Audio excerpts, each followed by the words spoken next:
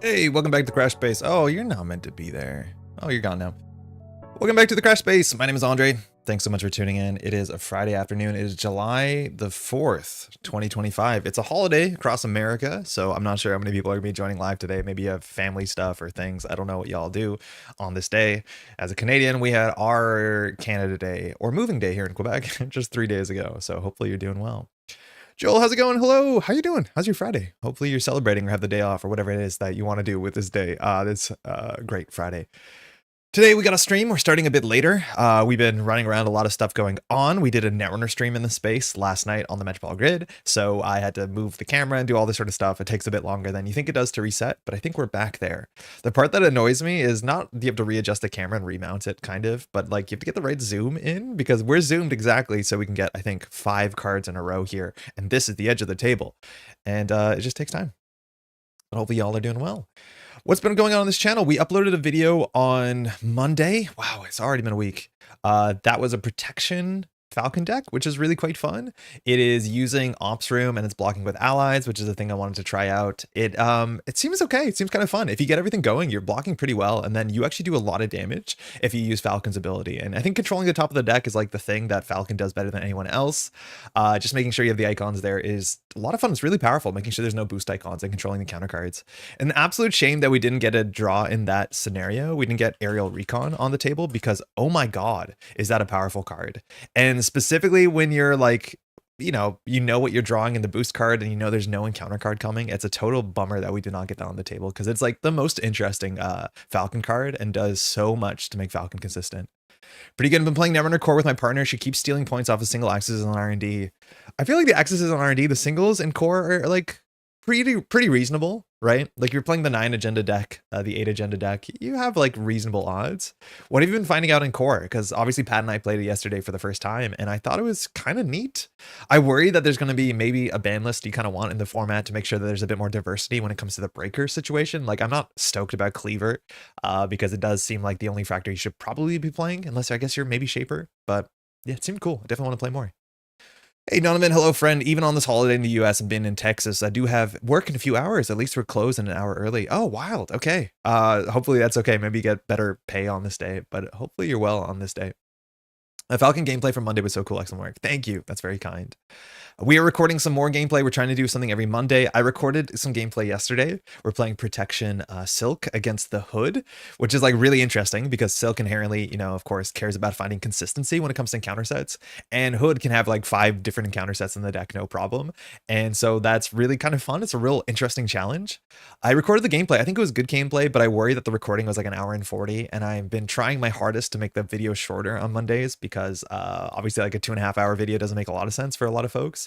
I think maybe I need to make some of my explanations at the beginning a bit faster, but I might have to re-record that on the weekend because I do think closing the game out in an hour and 40 is like probably a non-starter, but I'll look at the footage, I think, on the weekend and see what we're doing. Topan is actually fun, as I learned. I thought there was no reason to even consider playing Topan in Core. Like, it just doesn't make sense without Steel Skin, without Strike Fund.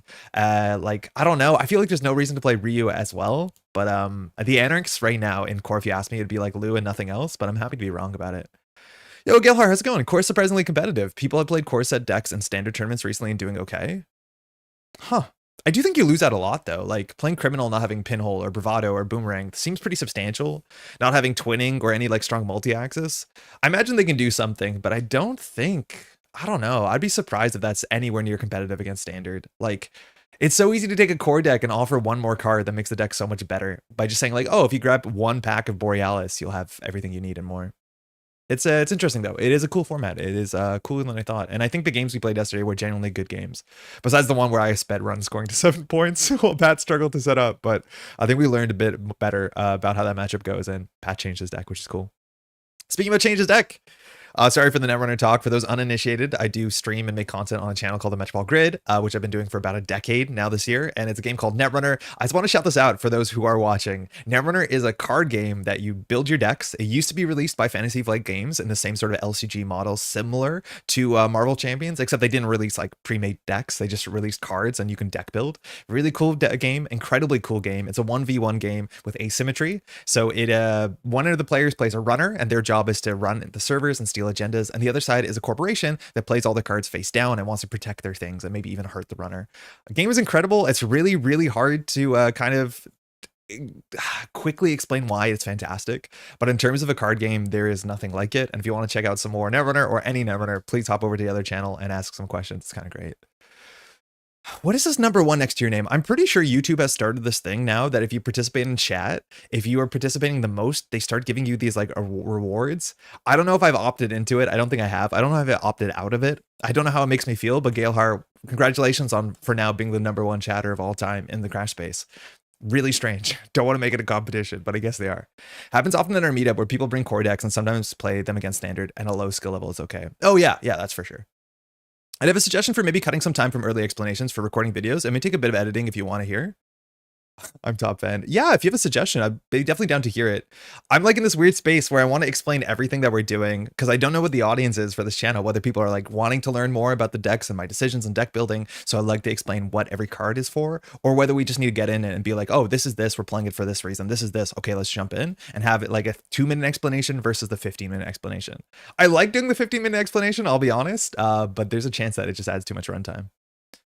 Might mean first time chatter? No, not the first time chatter. I do think that is number 1 chatter. Like, I don't know how it gives that out. I think it's because Bling lets me rip through and find answers has been really cool. Not saying it's super competitive but fun. Yeah, that is true. Anarch has like no card draw in the format, so Bling is like technically card draw. And compared to Carnivore, it doesn't even seem like a bad choice. So I could see it. I could see it for sure.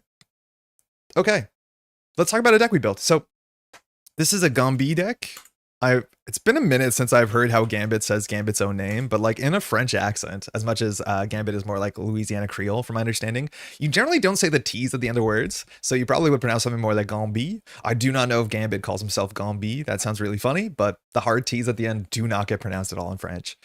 We have 9 hit points, which I forgot about. We have 6 or 5 hand size. We have that 1, 2, 3 stat line, which you see on a lot of web warriors. So we're kind of incentivized to block, and 1 thwart is probably going to be an issue for this deck, let alone playing solo in general. That's not great. And I do think one of the big issues with this deck that I'll explain in a second is we won't have enough threat mitigation, enough thwarting. We might have to go back and address that, but otherwise this is what Gambit does. Now, the reason why we're playing Gambit has this action called Charge de Card, and then you get to place a charge counter here, a limit once per round. You can have as many charge counters as you want. However, when you play an attack event, you're going to move up to 3 charge counters to increase the damage of that card +1.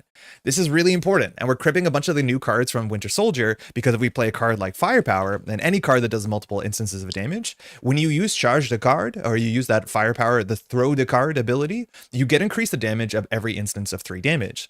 So Gambit can play 3 weapons, and if we fully charge the card, or sorry, we fully throw the card, we are allowed to do 6 damage into 6 damage into 6 damage. It requires a bit of setup, and we can even boost further the damage that we can do. But in theory, a single Firepower will do 16 damage. Wait, did I do that right? No, 18 damage. Oh my god. And that can just one-shot villains. So we are Gunbit, Gunbit, and we're just trying to do a lot of damage in this sort of OTK where we set up our weapons, charge the card, and then throw the card, and the card is attached to a whole series of guns and weapons. That's what we're trying to do. I don't know if anyone else has tried this before. There's been some other cool cards. I want to shout this out because I think this is absolutely fascinating, and I'm appreciating it more and more that I'm doing deck building. I've been trying to stick to some of the heroes from the latest cycle, but the latest cycle is so cool at giving cards that everybody wants to play. Like, it seems like a really cool, well-contained small environment. Like today, originally, before I just built this Gambit deck really quickly, is that I wanted to play Justice Winter Soldier, because Winter Soldier really likes some of the new Justice cards that came out in the last packs. Like, we really like Infiltration. We really like, what's it called? The Raft. And all those cards make sense in, like, basically all the other heroes that came out in the cycle. Like Raft and Infiltration is great in Nick Fury. It's really good in Winter Soldier because you just want to get more people on the table that you can blow up and do your ability to. I've been really impressed with how like self-synergistic a bunch of the cards are in the cycle, and like in a flexible and interesting way. That may be outside of Gambit, but I just want to say that like the set so far has been pretty cool, as much as I think Shuri doesn't line up too well with a lot of those ideas. I think Gambit is pronounced almost the same in French. Gambit, Gambit, but there's no way that Galehar you say Gambit. like that's nonsense. The French do not say the T at the end.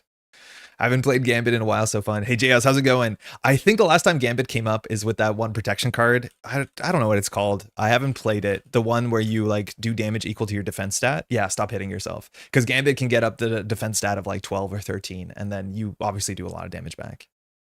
Thinking instead of breaking down the full deck, maybe have a screenshot of Marvel DB page for the full list, and then highlight 3 to 5 cards from the hero and aspect cards. Yeah, I started publishing my lists, so you can find them. Some of them are not published, but they're at least hosted, so you can kind of see them in the description if you want to. But I think that makes sense is that I just highlight a couple cards. And I've been doing that a fair bit. Be like, these cards do this, these cards are just like resource generators, but I won't spend time talking about them unless they're like really important. Hey, Joey, so far you're the only content creator for Marvel Champions who plays consistently well and makes consistently correct decisions. Oh my god, so please explain everything. Firstly, that's very kind. Secondly, that is also kind of backhanded to a lot of really nice content creators that I do think make great stuff and play quite well. So I appreciate the comments. I don't think I fully agree with you. I think there's a lot of content creators that do a great job explaining and playing well, but I really appreciate the sentiment. Thank you. I know I don't play perfectly. I constantly get like, you know, comments on YouTube being like, oh, you missed this, you didn't do this, that's not how that works. That stuff sometimes feels bad to hear because you're like, oh, I did such a good job, I played perfectly. And then someone's saying like that invalidates your win because this thing had a guard and you forgot about it.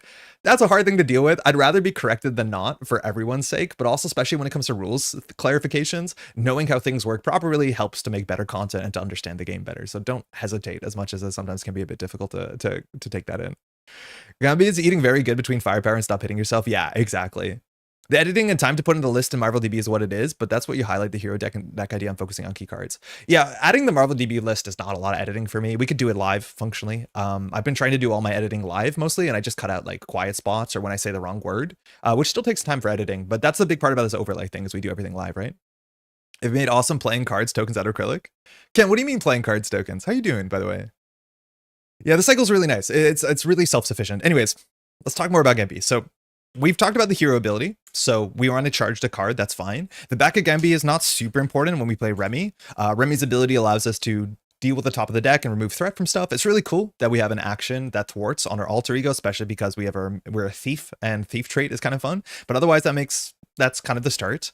None of these cards are super important. If you've played Gambit, you know what a lot of these cards are. The one card I do want to shout out is Gambit's Staff. And the reason why I want to shout this out is because it is a weapon, which we care about because we're playing firepower, but it's not restricted. Generally in this game, restricted, you can only have 2 restricted cards, and restricted kind of means hand slots, like Arkham Horror-esque. And each weapon usually takes up at least 1 restricted slot, which means it limits the amount of weapons you can play.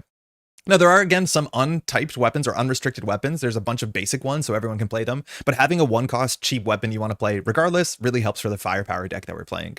Otherwise, these are just the Gambit cards. Nothing too particular about these. A bunch of them do damage and scale up by using counters because they do AoE functional damage. We have natural agility, which blocks really well. And then we have a bunch of confused stuff, which is nice. Molecular acceleration, this generates 2 resources and gives us a charge on our power counter charging thing. And that's all great.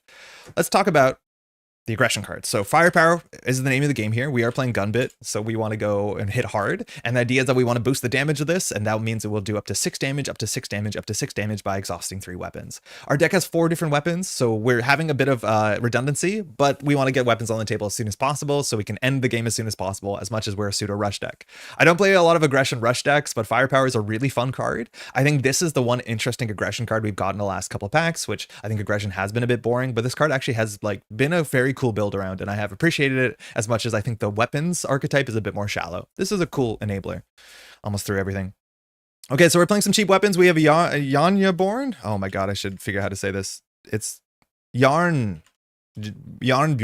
That's not that bad. Yarnbjorn is a cheap weapon. It has text on it, I'm pretty sure. I think we have to spend a physical resource to do 2 more damage. I don't know how many physical resources in the deck. I don't care. It was just a 1-cost weapon that is restricted. So it's one of the cheapest weapons you can play. So we played it. Similarly, hand cannon. I actually kind of like hand cannon a lot.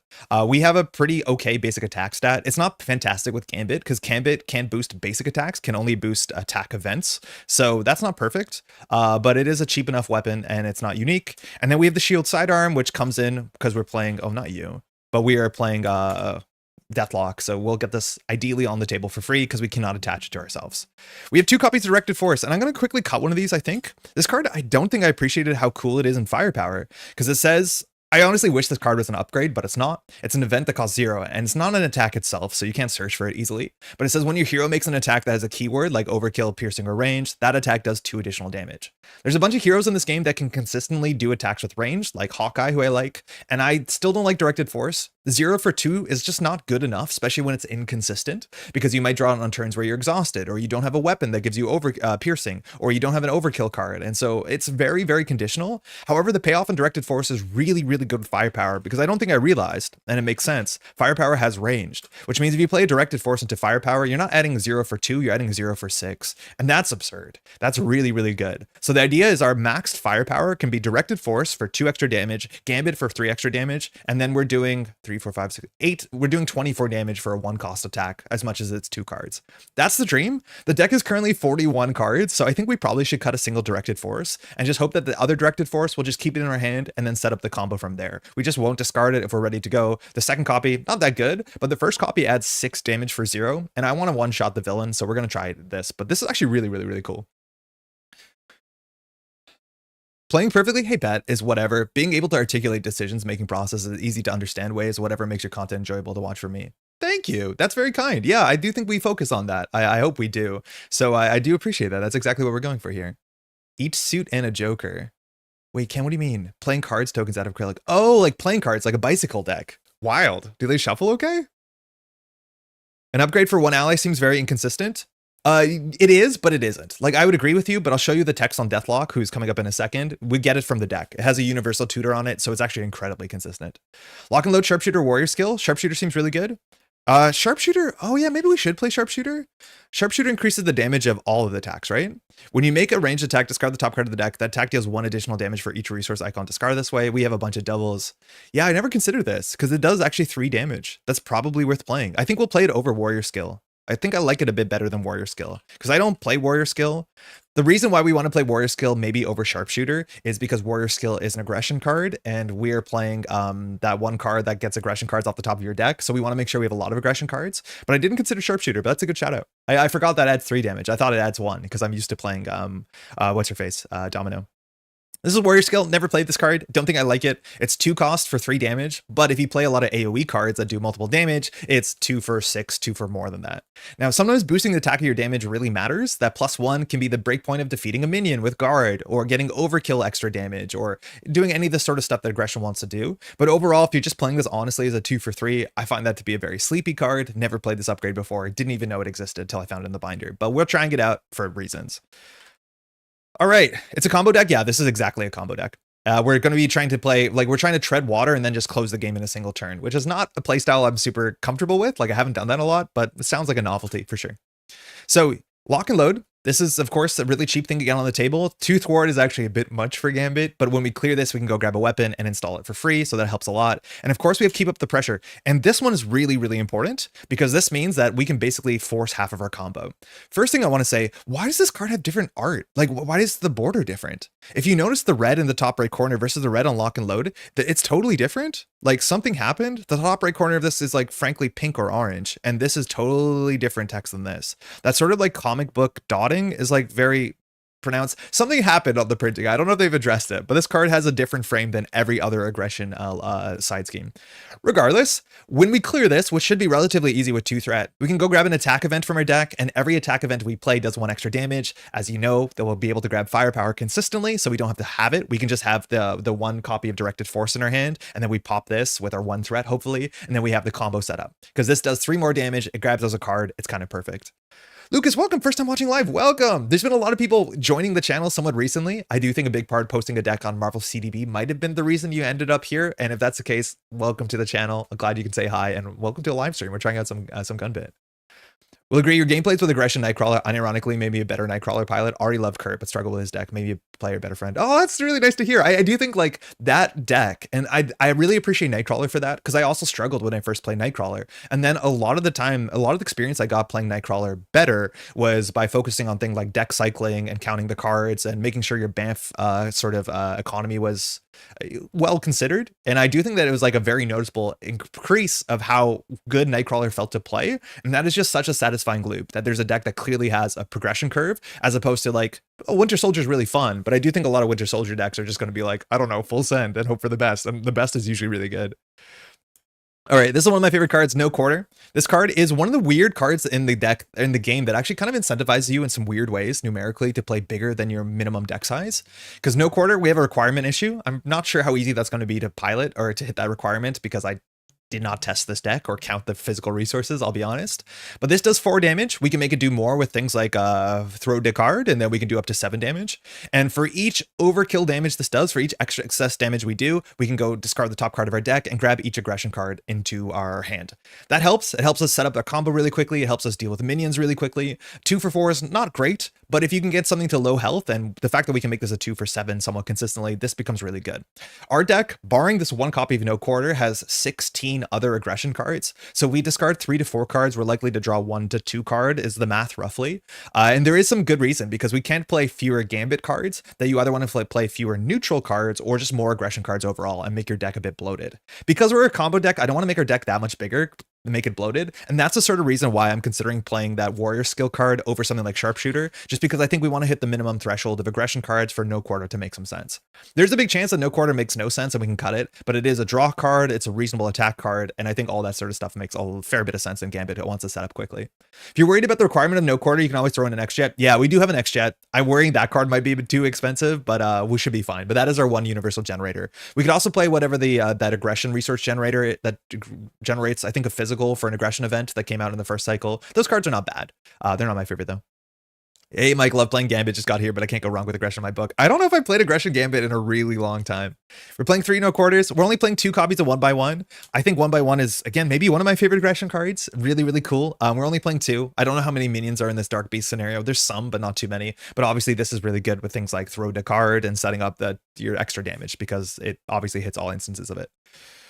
All right, Galehar, this is the reason why we can get away with playing 1 copy of our sidearm. It's because when we play Deathlock, we can go grab the sidearm and attach it to Deathlock. That's fine. Deathlock technically thwarts for 2, but we want to leave Deathlock around. But that's the reason why we play that card. We will just always pitch it and then use it when Deathlock comes back into play, either from our discard pile, playing Deathlock ideally, or just setting up from our deck. So that's why we play Deathlock. Not running a lot of minions or running a lot of allies. We are playing the, first order optimal best allies. Sometimes this bores me. I think Nick Fury is really exciting. If you play Netrunner, welcome to Rashida Yahim. But Nick Fury is just really good, especially for a combo deck. And we only have 9 health. We're good at blocking, but we want to make sure we have some chump blockers. And then Prof X makes a fair bit of sense too, because Prof X does everything we want to do. Thwarting is going to be an issue, so having a big thwart stat and a chump block is totally fine with us. So we're playing these 2 basics. It's hard to go wrong with them. Everything else is resources. We have energy, genius, and strength. Not in that order, but in our X-Men art. We have 2 power of aggressions. This generates a double for aggression cards. I originally had the aggression card that says when you pitch this, it does 1 more damage when you play in an event, an attack event, I think is the text of it. I forget what that card's called. I barely play it. I don't like it that much, but I went to playing a bunch of doubles because we actually do have a bunch of cards that cost at least 2, and a bunch of them have requirements. Not that that matters so much because the other one gives you a wild as well. Then we're playing 1 X-Gene and 1 X-Jet. You can consider playing Deft Focus. I think the deck only has like 6 or 7 superpowers, so it's kind of on the low end. I think it might actually only be 5, only the attack events. So the X-Gene is fine, and we have a bit of Confuse built in our kit and Prof X, so we can hop down and play this if we draw it at a bad time. Otherwise, the Wild Icon is fine. And then the X-Jet is just obviously a good card. And we have enough resources. Hopefully we should play this in the setup. And that's the deck. That's the idea. We're going to set up, hopefully tread water for a bit, block as much as we can with Gambit, charge the card as much as we can, and then ideally do a combo turn, which should do 24 damage if we do it right, which should one-shot either side of Dark Beast. We might just normally fight through Dark Beast 1 and get to Dark Beast 2 because we're on Expert to Dark Beast 3. I have not tried this deck at all, and there's a chance it just cannot thwart enough in solo. I think there's a big issue that might be a problem. I think you could probably play this 2 players and have your other player play a Justice Duck that wants to thwart down, and then you can just do all the damage in 2 turns and probably rush the villain down. You said 16 aggression cards. Does that 9 mean neutral? Sorry, Gilhar? We have 17 aggression cards, but one of those, the 17th, is the copy of No Quarter you're playing. So the deck is 17 aggression cards, 15 basic cards, and then the rest are, neutral, which is called basic in this game. I think that's correct. If you did the numbers quickly. I haven't not run the numbers. They should add up to 40. My mental math is sometimes not there. X-Gene being usable in Creole Charmer and Alter Ego is unique in Gambit. Oh yeah, that's true. Man, I really wish more people had events that you played in Alter Ego. Actually, no, I should take that back. I usually don't like events in Alter Ego, but having very powerful Alter Ego actions is sick. This is our good threat event. It removes 3 threat and we get a free Confuse, which is perfect. If you have this in hand and there's only 3 threat on the main scheme, you can jump down and get that Confuse all in the right order. I don't know if we were jumping down enough to be able to play Moira McTaggart. I don't really like Moira. I think Moira is better when you play more players. I feel like a single Moira is probably not worth it. I also didn't want to play the thing that discards cards until you find one of your hero cards. Because if we discard our combo, we have to waste a whole deck cycle, which is not good. Wait, you cut a directed force? Are you still 40? Yeah, we were at 41, so I cut the second direct force, so now we're legally at 40. I think there is a reason to play over 40 if you're adding more aggression cards to make no quarter more consistent. There is some math that actually supports that, but we are a combo deck, so we want to set up a bit leanly. I'm going to play straight 40. Run the numbers. Are there deck building strategies regarding the ratio of aspects versus basic? Usually it's about the same number, is it not? No. Well, sort of. So okay, aspect versus basic, no. You play your 15 hero cards, and then you generally play 25 cards that are not your hero cards, which can be a mix of aspect and basic cards. This game has a weird quirk and a weird feature that you can play. There's a couple things you can do. Firstly, there are decks that can win versus standard easily and against expert a lot of the time, where you literally play only your hero cards, and then you play 25 blank cards. I've seen other people do this on YouTube before. I've done this before privately, but you can sleeve up a deck that's just your hero cards and literally 25 blank cards that only pitch for whatever resource that you want, say a wild, who cares? And you can win scenarios. Certain heroes kits are that good that they should be better. All their cards should be better than the cards you add to the deck on average. That's a thing. Now, certain factions have, I think, tools that are more specialized to certain aspects. So like playing protection, you generally use better you generally get more value from the protection cards. I think playing leadership, same thing. The leadership cards are really good. I think against aggression, the aggression card pool is wider than it is good, for better for worse. As much as aggression cards, the good ones are good. And then justice also probably has some good cards. That was maybe not a great point. I think the great point in this game, or the thing that I'm trying to build towards, is that the basic cards in this game are cracked. There's a whole bunch of basic events. Most of them are really, really bad, but then some of the best cards in the deck, you can play decks that are entirely basic, and they sometimes are more powerful than their equivalents playing aspect cards. Like Profex, Nyx Fury, almost all the basic allies are so damn good that they outclass a lot of the aspect allies. That is a pain point that some people have in this game, and I agree with it. I go on my way to play fewer basic cards on average just to make more diverse decks that feel more like they're a protection deck, but you can play a full basic deck, and it's usually more powerful than some of the aspects can generate on their own. That is good because it makes deck building more flexible. You always have access to like some strong neutrals, but it's kind of like, you know, we banned Daily Cast and Netrunner Standard because we want to make decks more interesting. This game has that feature where the basic cards are very, very powerful. That playing all basics is not a downside. So it really kind of depends on what you're doing. That's why I kind of like No Quarter. It's one of the few cards that actually cares about the ratio between your aspect cards and your non-aspect cards. Yeah. Do you ever not run the basic resource cards? No, I don't think so. Yeah, maybe I do. I think the only character that I sometimes don't run the basic cards are like Adam Warlock, because Adam Warlock has a really good incentive to running class cards. I think you still run the basics though. I think they're still worth it. There's certain heroes that do not have the basic resource cards in their pre-con, and some of them I think you still want to add the basic resource cards because they do have other ways to generate resources, but like the basic resource cards are really, really good. So I would say probably 95% of the time you do. For those who know Netrunner, it's less than the amount of time that you don't play Sure Gamble, but there are some arguments to not play the resource cards. I think it's very, very, very low though. But I'm pretty sure Adam Warlock, you could argue to not play them. I don't know if there's any good examples off the top, because there's some characters and some cards that like just don't work well. Like in theory, you could argue that Magic does not work well. And I'm pretty sure Magic did not have any basic resource cards in her deck, because when you get a resource card on top of the deck with Magic, it's totally useless. Like unless you have Limbo to swap it to your hand, it is a bad thing. That being said, there's a lot of ways to fix the top of your deck with Magic, and I play the whole Expert Magic. We obviously play the double resource cards, and they're very, very good. But I think the Magic deck did not ship with double resources.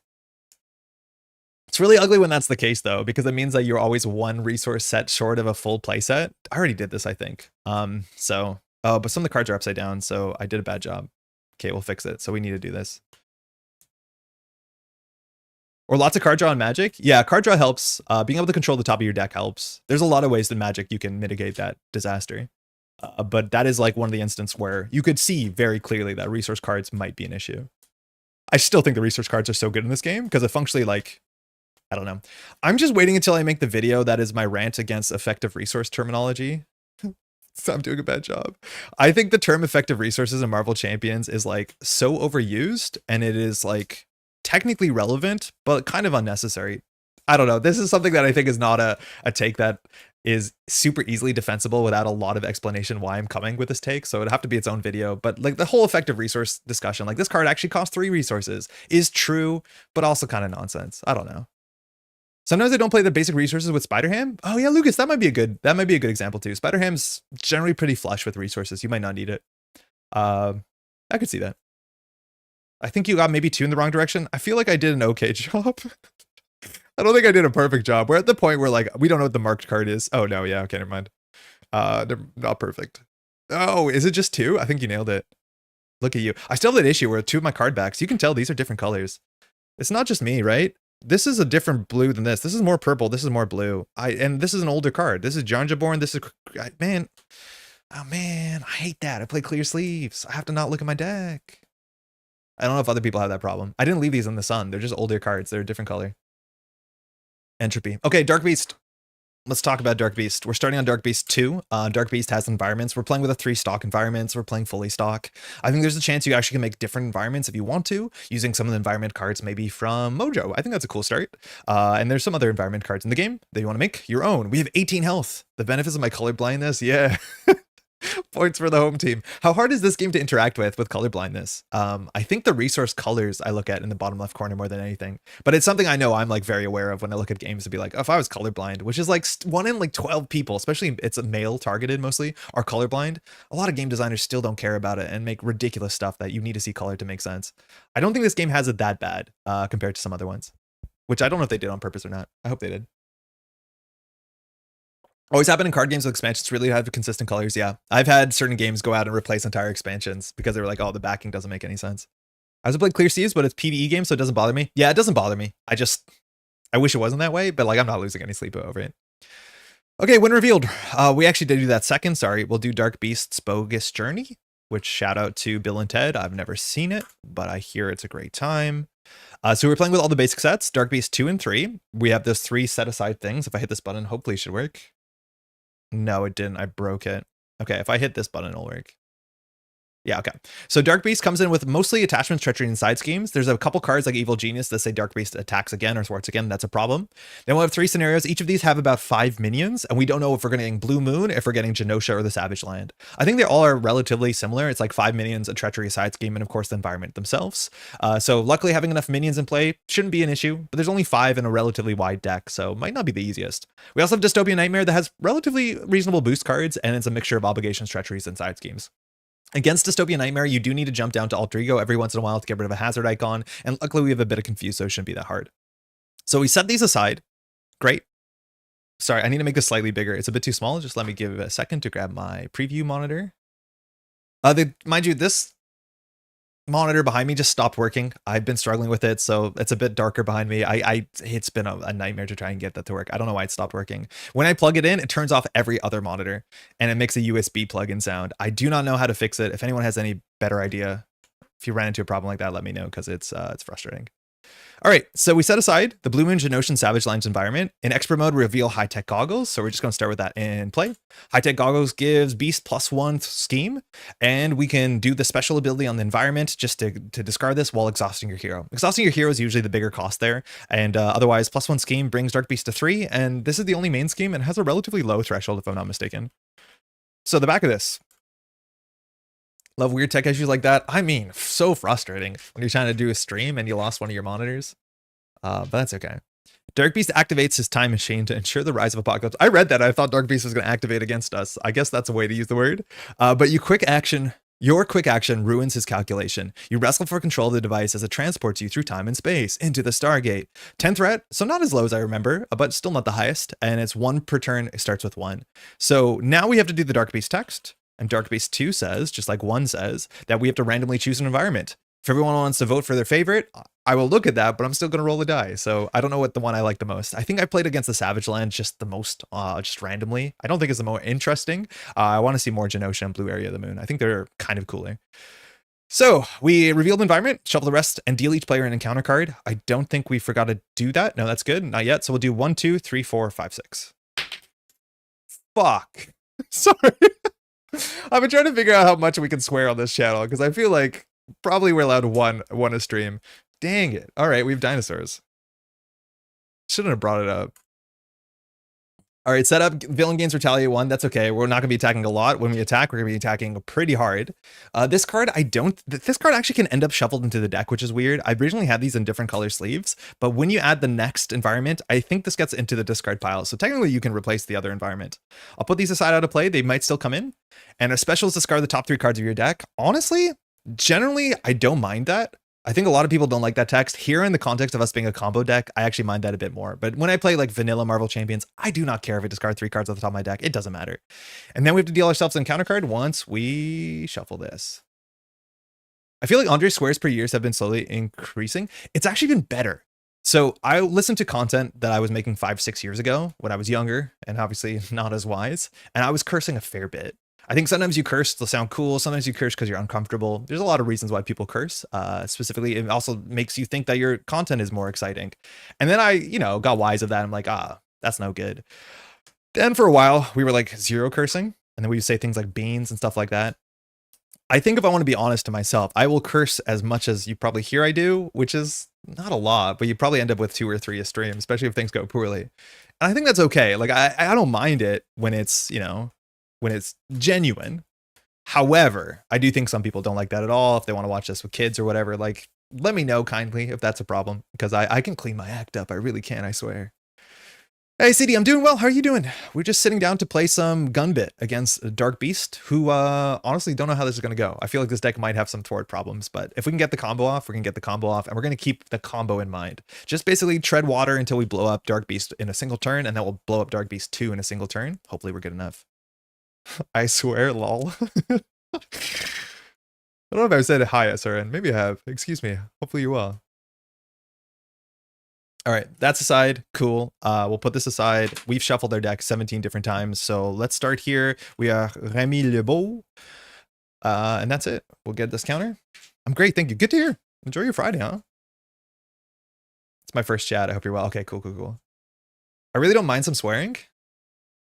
Okay, you're maybe not gonna like this. I think in French culture, there's a lot more swearing casually than there is on this side of the ocean.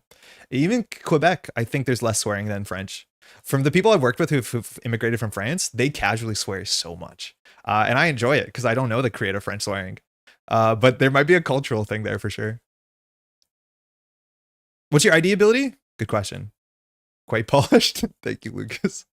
Our AD ability, so the back is complicated. It allows us to thwart by discarding the top of the encounter deck, seeing the next card, and then getting some threat out. But the big reason why we're playing this is on the back side.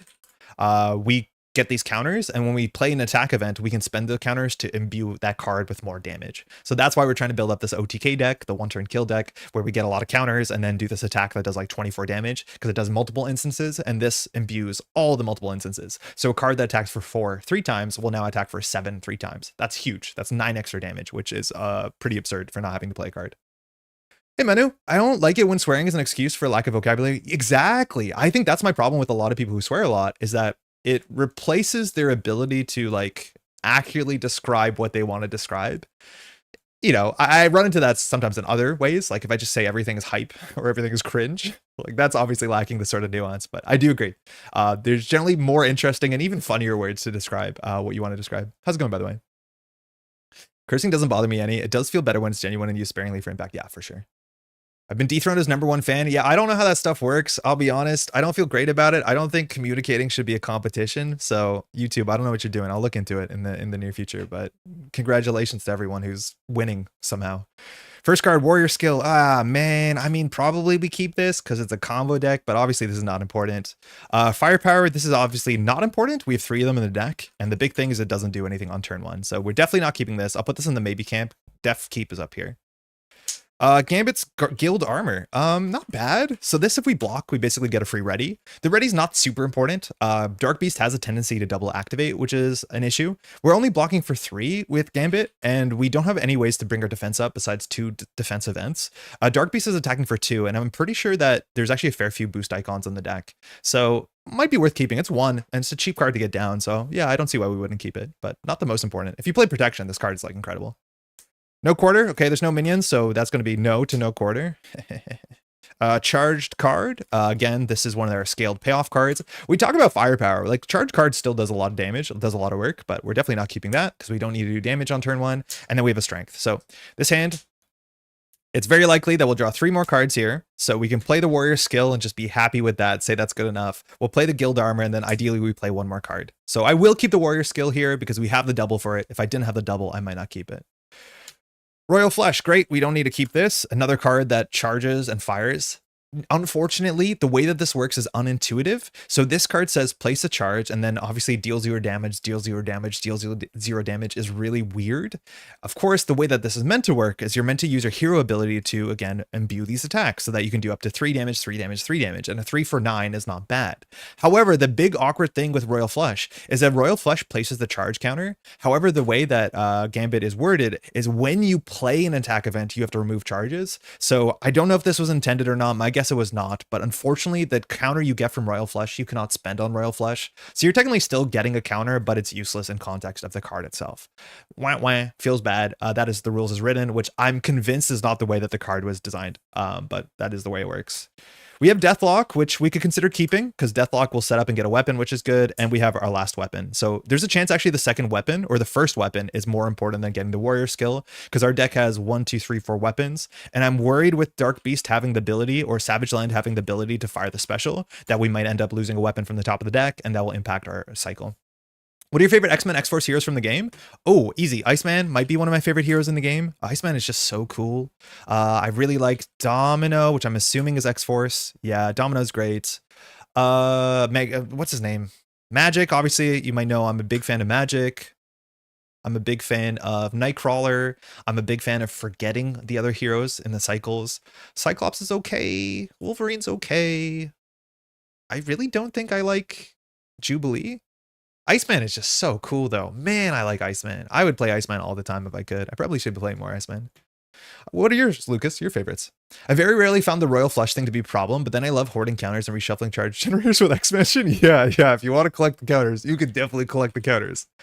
All right, so we can always exhaust Remy to look at the top 2 cards on the counter deck, discard one of those cards and remove at least 1 threat, and then we'll know the boost icon we're getting. Knowing the boost icon is kind of nice because then we'll know whether we want to defend with Gambit's Guild Armor and get the free ready. We'll probably defend no matter what. So I think our activation is probably better spent using that. The other options we can use our activation to deal with high-tech goggles. Extra scheme is not super important, so I think we could leave it. I'm okay just like doing this. This is on average going to be as good as activating with our hero, because of 1 thwart. So unless it's catastrophic, we'll at least get 1 threat off the top of the deck. For some reason, I really like Phoenix. Yeah, Phoenix it's not a character I know a lot about, so like I don't think that's helping. But Phoenix's 3 thwart is the interesting thing. I just feel like when it's bad, it's bad. Like if you draw your, Shadows of the Past immediately, you're in not a good spot. I feel like those are struggle games. I think the Psionic trait is really cool, and there's some really cool cards that work with Psionic, but I never got into Phoenix too much. I know last time I played Phoenix, I liked her more than I thought I would. What are your thoughts on Colossus? Oh my god, no, Colossus is up there. Sorry, Colossus is definitely one of my other favorites. I played so much Colossus, and I need to revisit Colossus with like Ready for a Fight. Colossus was like my first X-Men I really liked from the first box. Yeah, Colossus is sick. I'm a big fan of Colossus. I do think Shadowcat also like should have spoken to me, but I really did not get into Shadowcat. It's not that I think it's confusing. It's just like Colossus was also really good at doing Shadowcat shtick, and I really liked Colossus. Colossus's like jump down to jump up is like such a fun thing. All right, we'll use Remy. And he tried Magic. She's one of the favorite characters. Very, very fun deck too. A lot of agency. And that's like a really big thing why I like Iceman and Magic and some of the later designs is they generally give you more agency, more ways to interact, and give you a bit more of a mastery curve, which feels good. So we'll thwart exhaust Remy. We'll discard 2 cards from the counter deck. So we have a star boost. That doesn't count. So that's a genetic enhancement. And then we have 2 boosts with exhaustion. Unfortunately, genetic enhancement, if we have put it on the top of the deck, it'll attach itself to Dark Beast, which means Dark Beast will only be attacking for 3. Otherwise, we'll be attacked for 4. It might be okay to be attacked by for 4, I'll be honest. We can take 1 damage, no problem. It's probably worse that we do Genetic Enhancement, which has Exhaust our hero next turn. So I will, but then we thwart for 0. That's fine. I honestly think it's fine. I think being attacked for 4 is acceptable. No, because if we attack for 3, we can always just ready ourselves. No, it's okay. So we'll discard Exhaustion. And that means with an alter ego ability, we can remove 1 threat from this, and this will go on top of the deck. I will put it face up. You won't see it on camera that easily, but I put known cards face up because I'm not going to be bothered memorizing and playing slowly. I have my own problems. Rough choice, but right choice. Yeah, I could argue both ways, but not the worst. We'll flip up because we want to flip up because we're going to use our ability to charge the card. So we'll use these purple charge counters. Remind me if I forget to do this once per turn. Sometimes you do, but we'll try not to. When you play an attack event, now we can remove a counter. So buckle up. Okay, so we definitely play our guild armor, is my guess. So that's on the table. Gambit's guild armor. So this says after we defend and don't take any damage, we can ready ourselves. Quite nice, as much as we only want to be attacking. Like the problem is our thwart stat is so low, so readying is actually not that important. And then this hand we can play 1, 2, 3 for Deathlock and hold our second gun. This is generally not how I play this game, but we are going to be a combo deck, so I do think we have to prioritize just setting up that combo. At that point, we'll have 2 weapons, which is already a great start, but we'll lose our warrior skill, but I don't think I care. So we'll do warrior skill plus strength to play Deathlock. This will thin the deck, I think. I don't think we've seen our weapon so far. So Deathlock comes in. We're not going to attack with Deathlock. Deathlock actually might thwart once in a panic. And then we can search our deck and discard pile. We haven't found it yet. For our copy of Shield Sidearm, which is great. So we don't draw it because it's a useless card to us.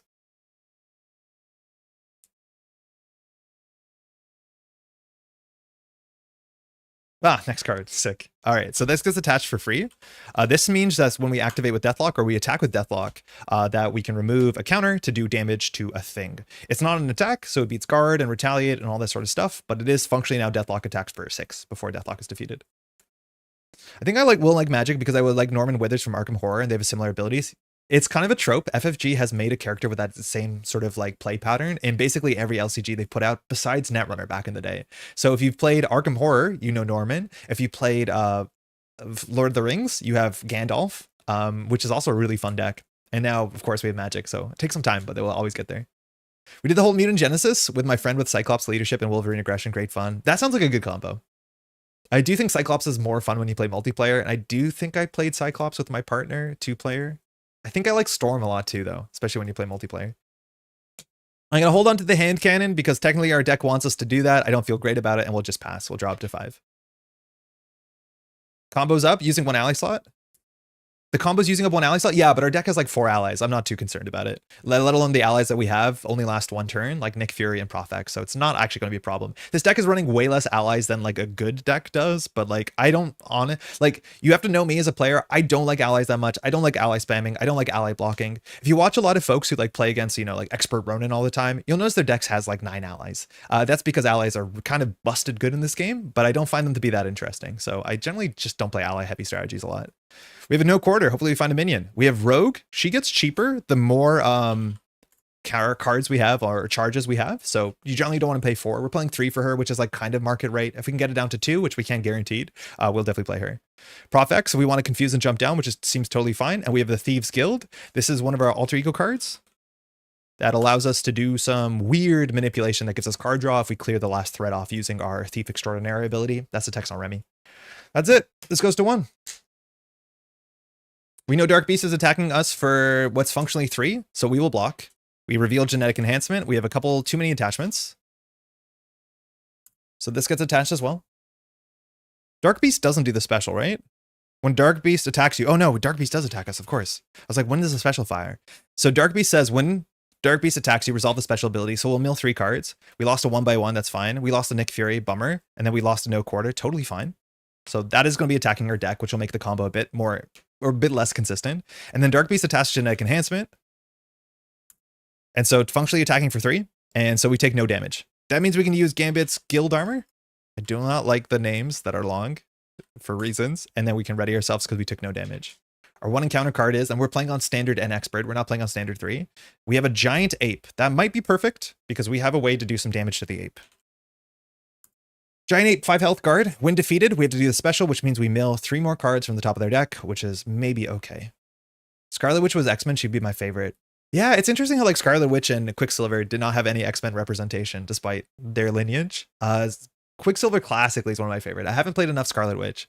There's a couple heroes that when I was playing and getting into this game, we would play campaigns with them and I would play one hero and my partner would play the other. So I got to see the hero, but I didn't get to play it much as the hero. And so I was playing as Quicksilver and my partner's playing as Scarlet. And so I've played a lot of Scarlet games. And by that, I mean, I've played with my partner who's playing Scarlet. So I felt like I saw enough Scarlet that I didn't play enough Scarlet myself, but Scarlet's like obviously very cool. How does charge work? Super simple. So for charge, all we do is once per turn, we can give ourselves a charge. And then whenever we want, when we do an attack event, we can spend any amount of charges up to 3 to increase the damage of that attack event. That's it. We have a bunch of cards that add charge counters or like use charge counters. Well, technically not. We have a bunch of cards that add charge counters, but that's all it is. And so now it's back to us. We'll spend and we'll just charge. So we're at 2 charges, which means we can view one of our attacks. Okay, that means Rogue can come in for 2. We want to defeat the Giant Ape. Our hand has a no quarter, and we don't have we have a physical if we throw out the hand cannon, which we said we wouldn't do. But the cool thing about no quarter is we have an idea of how many aggression events are left in our deck, or aggression cards in general. 1, 2, 3, 4, 5, 6, 7,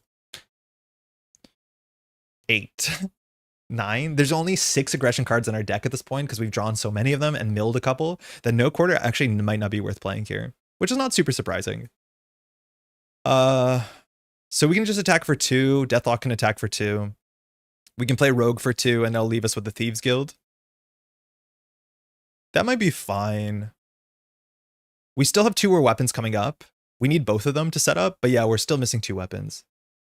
Because we either have our staff, and we still have a copy of Yarnyaborn. Previous 6 sort of firepower, which isn't set up yet. Yeah, but it's not that we want the firepowers now, right? It's just like I don't want to mill the non. I guess it's not that bad if we mill the non. No, if we mill our staff, we're probably a bit upset about it. We could also just play no quarter because it just is a 2 for 4 or a 2 for 5 if we need it. So we could send it because maybe it's better that we do. If we play no quarter, we have to pitch the gun. So I think we probably just play Rogue. We probably just play Prof X, let's be honest. We can do these 3 for Prof X, hold on to the gun because we're a combo deck. We can go for 3. We can tank and attack. Giant Ape we can work on for 1, 2, 3, 4. Giant Ape can hit us for 2. I don't love Giant Ape hitting us for 2. We can knock over the Confused. We can go for the Ready. We can Ready Gambit to attack twice. That's another line. Ugly. Ugly, ugly. If we had a resource generator in this hand, it'd be so much easier. Or like a resource, I mean. What are we meant to do here? Because say that we play no quarter. Say that we do these. So we don't play Rogue. We do this for no quarter. So how many cards do we need to add to our hand to be happy? At least 1. If we draw 1 card, we can play Hand Cannon. So if we do this for no quarter, we can first attack with Deathlock. We can attack with Gambit himself as well. And that can do a fair bit of damage. And then if we draw 2 cards, we play Prof X. If we draw 1 card, we play the gun. Yeah, let's try it. So we will attack with Deathlock. So Deathlock attacks for 1, but first we gotta do the Shield Sidearm. So that will do 2 damage to this thing. So it's on 3. And then we'll pitch these 2 cards for no quarter.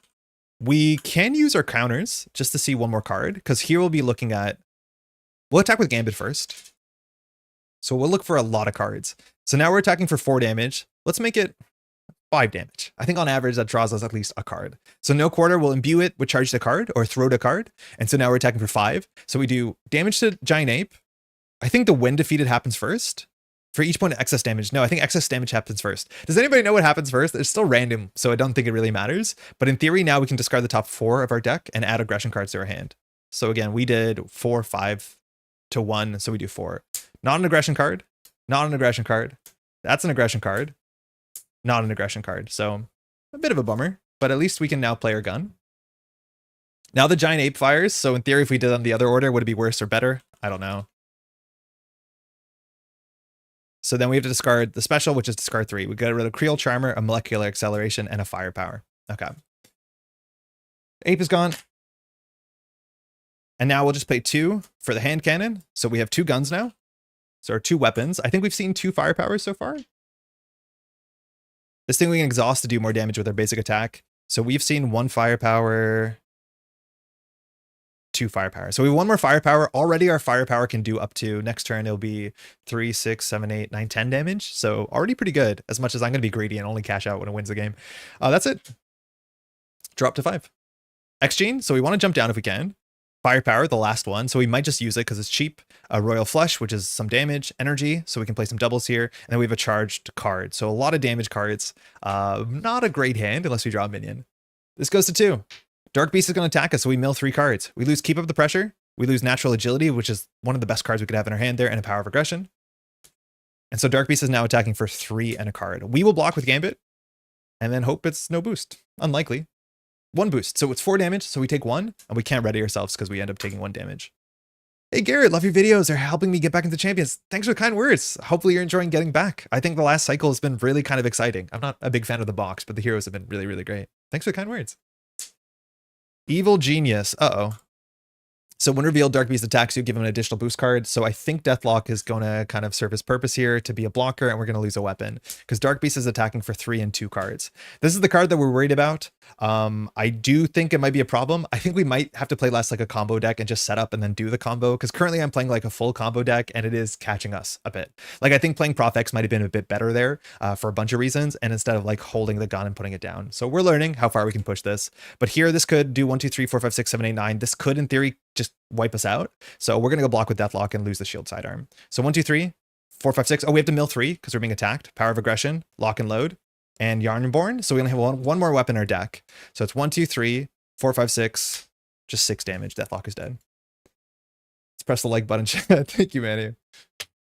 All right. Back to us. We are exhausted. We have no confuse in our hand. We can get the X-Jet and jump down. We cannot get rid of the goggles or the genetic enhancement because we're exhausted. So obviously not a great spot to be in. If we play Firepower, we can do up to 3 damage. Let's just remember to give us our charge once per turn. But none of these attacks do anything besides just raw damage. Royal Flush does raw damage. Charge a card does raw damage, sometimes with piercing range or overkill, which like we need more status effects. That is for sure. This actually is being really annoying. I think we would have minded that one. We mind that one more than any of the other ones. Okay, so what do we do? What do we do here? I think we have to get rid of these, but we can't.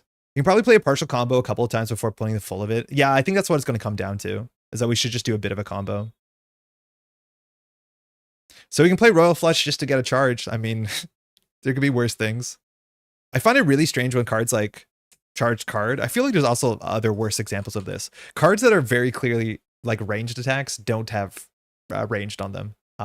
This can get ranged, mind you, if you charge it. Maybe that's the point, but Dark Beast does have Retaliate here. So don't like this hand. We can only play X-Gene if we hop down. I don't think we're allowed to hop down because this will go to 3, 4, 5, 6, and then the card. We could survive it. We've seen one advance so far, and one of those ones that says that Dark Beast activates. So maybe we do hop down. I think we probably will, because I don't think we can block. We have one more Creole Charmer in the deck. Oh, we're going to deck out. I don't think we can hop down if we deck out.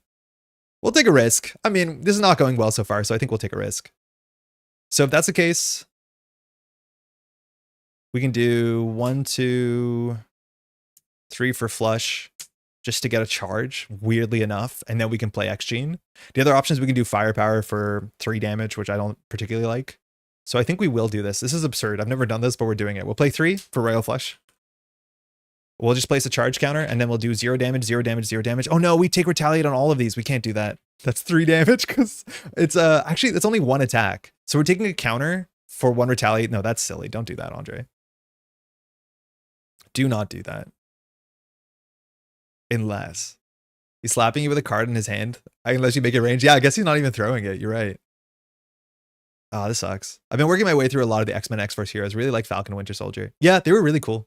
I've been enjoying a lot of them. I think it's hard not to play Winter Soldier because it's just like so fun, like fun all the time, just like constant gas. But I haven't had the opportunity to play Winter Soldier against a deck that does not have a lot of minions specifically. We've been searching for minions, and it's obviously been a massively powerful ability. This hand is really, really bad. Okay, so whatever. We'll do Royal Flush for Firepower.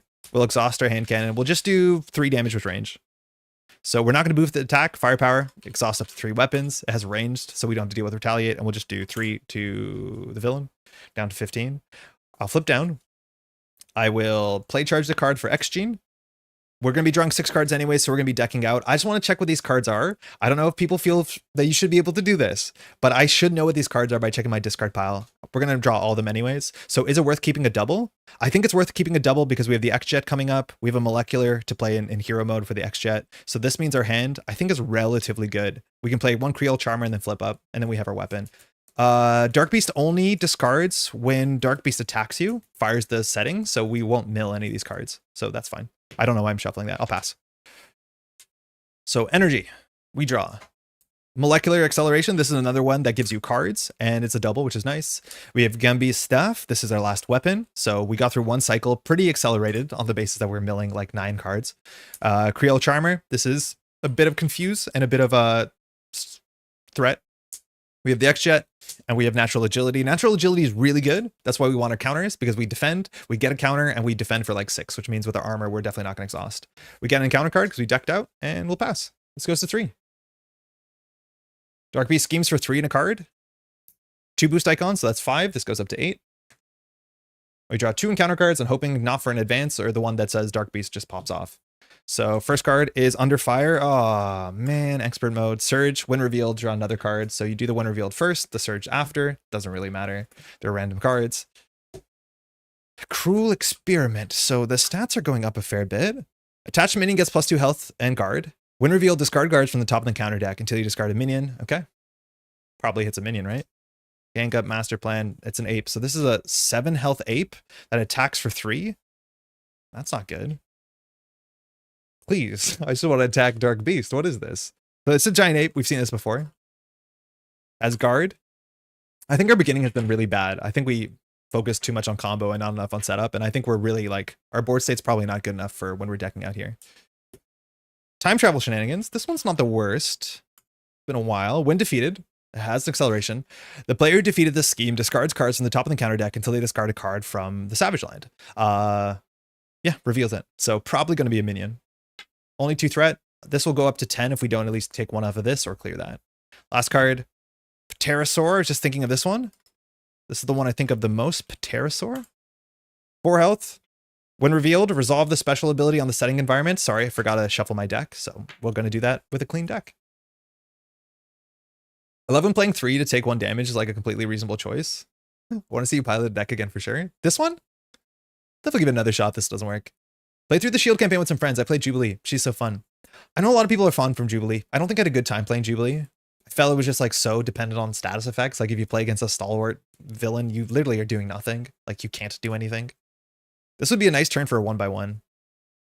Yeah, I don't know. I don't think I like Jubilee as much as I hoped. I feel like she was another deck that just lacked the damage to close the game. No hero card in counter discard. That's good. That's a good check. The last game I recorded, I ended up putting a bunch of them in there, which I feel like we've got away with that. Not doing that in a while. But yeah, good check. This is the time to check if any time. Hey, Brent, how's it going? Welcome to the channel. Good afternoon. Little cat face. Hopefully you're well. All right, so we have to rip 3 because that's what the setting says. So I don't know what we're hoping for. Firepower, not great. No quarter, not great. Molecular acceleration. I mean, not great. Those are all cards we wanted, but that's okay. Jubilee's good at shopping. I really don't like the alter ego where you exhaust yourself to take 1 threat off. Like that just doesn't feel good. I don't know. Jubilee's one of those heroes that like doesn't activate well because she has bad stats, but generating a wild is at least kind of cool. I don't understand. In what situation do you save power in your hand? Like save cards? Rarely. It's if the card in your hand is so good that you want to keep it. Because a big part of this game is that every turn you draw a new hand up to your hand size as much as you can choose to discard cards before you do that. And so getting through your deck is really important in the game because you know what's in your deck and they're good cards that you want. So like if you draw, say I held 2 cards every round, the amount of time it would take me to see my whole deck is significantly higher. And that means if I'm not playing these cards, I functionally have like a 2 smaller hand size. Sometimes it's correct if it's a really important card, sometimes a defense event, but just overall, because this game, basically holding a card denies you drawing a card next turn functionally in terms of getting through your deck. It actually is relatively expensive in this game to hold onto a card. A lot of the times, all I try and do is to play on tempo, which is basically clear your hand every turn, and only on certain turns where holding a card is worth it, do you hold it, but very rarely, because the cost is actually relatively expensive. Creole Charmer seems really good with Shopping Spree. Doesn't Shopping Spree say that you can't take threat off of it? Doesn't it have like weird text? Threat cannot be removed from the scheme by heroes or allies. So an event is a hero. So you can Creole Charmer Shopping Spree. This is why Shopping Spree is really frustrating, is that there's only 1.5 ways in the game to interact with us, and they're both not very good. Like I think the only thing that interacts with Shopping Spree is supports. So you can send your beat cop to this shop, which is like kind of funny. But yeah, if you play an event, it is your hero doing it, from my understanding. I think. Pretty sure. So I don't think you can do it. Any way to recur those good attack events from the discard? No. Yes, actually, yes. Our side scheme. The side scheme that I don't know the name of can grab an event from your bin. Oh, Eva. Yeah, Eva is another way, right? Because Eva's a support. Yeah, Eva's one of the weird threat supports. Say that one card that gives you resource in that one situation when you have the card in hand and gonna draw all 5. Oh yeah, that's one of the situations because I know the double is good and I know exactly what I'm drawing into. So I could have done the math, but like holding the double there is fine because we need to set up a bit. You could argue we could throw it out. I don't know if it's that important. I think we play the Creole Charmer here for sure. So You can use Disguise. Yeah, I don't play Disguise. I don't know. Disguise also feels like kind of rough. It's like 1 for 2. I don't know. Your activation 2 threat and alter ego, maybe it's not that bad. Like, I don't play Disguise. I don't play Cell Phone usually. Cell Phone's probably a bit better in multiplayer. So Disguise technically doesn't work. No, Disguise works. I actually don't know if Disguise works. Because upgrades are an extension of your hero. I'm assuming it does. So, like, that's the thing, is that this card doesn't say that you cannot do it. It just says allies, heroes and allies. Events are extension of heroes, but also upgrades are extensions of heroes. So I'm not actually sure if you can use Disguise. I know they came in the same kit, so I'm assuming you can. But if it says you cannot thwart this, that means you, your events, your hero, and your upgrades can't do it. But maybe it's worded in a certain way that your upgrades do work, which means probably your events do work, actually. I'm not sure. Disguise seems like bait. Yeah, I don't like Disguise a lot. My wife holds cards all the time, which I'm so glad she's interested in playing with me, so I let it go. My partner, too. I'm like, oh, what are you holding there? We're just discarding down. She's like, yeah, I like these cards. I'm like, cool. So much as I want to say, like, play your whole hand is so much better. But sometimes there's just cards you like, so you hold on to them. Shout out to Patrice Hathaway in Arkham Horror, which means that you never have to worry about this sort of stuff. And that's really, really important. What situation do you discard the double? If the cards that we're drawing are cheap, where we're not going to get a lot of value from this. I knew the cards we're going to draw is X-Jet, which is expensive, and a Creel Charmer, which lines up perfectly. But if we're drawing a bunch of 0 or 1 cost cards or more resources, we don't need a hand of only resources because it doesn't do anything. We got problems, y'all. We do have problems. This thing has 7 health, attacks for 3. Like, I think we're cooked. I think we can't recover from this because we didn't draw any damage in our hand. We did not draw any damage. We needed to remove some threat. We might just do Creel Charmer, but then that's not enough because Creel Charmer removes 2. So we can clear this, and then we can confuse Dark Beast. And then Terrascore schemes for 0, Giant Ape schemes for 2. So this will go to 9, 10, 11. So we have to do Remy and get lucky. We could technically Remy and get lucky off the top. The problem is we're not playing Natural Agility. We're not playing Molecular because they're both hero cards, and we can't play X-Jet. So I'm assuming we're cooked here. I think we're cooked. I mean, we'll hold on, but like, looks pretty bad. We're going to hold on to the Natural Agility because I think that's how we don't lose. But I do think we're just going to go for the Creel Charmer here. So we'll play it. We have to play it Alter Ego. So we'll remove 2 from this. Hope for the best. This might be irresponsible. Might be irresponsible, actually. I think we're better off just clearing 3 from this and not getting the confuse. Because this draws something else. This will go up to 5, 6, 7. That's fine. We'll hop up. We'll not use Remy. We actually might use Remy here because we can control the top of the deck and we're not going to be attacking. We can attack for up to 4, so we can knock out the Pterosaur. That's probably better. So we'll flip it with a Gambit and we'll use our ability to charge. Okay. We'll do 1, 2, 3, unfortunately, to play the X-Jet. Molecular Acceleration gives us a charge. So we're losing our staff, so we're only on 1 weapon, but hey, we have our own problems, let's be honest. This we can exhaust to generate a wild, which is good. I'll put our research generators on the bottom, our utility cards in the middle. Then we'll attack for 2, and we'll use a charge on the hand cannon. So hand cannon says that we attack for 2 more, and so this has overkill. So we knock out the Pterosaur perfectly.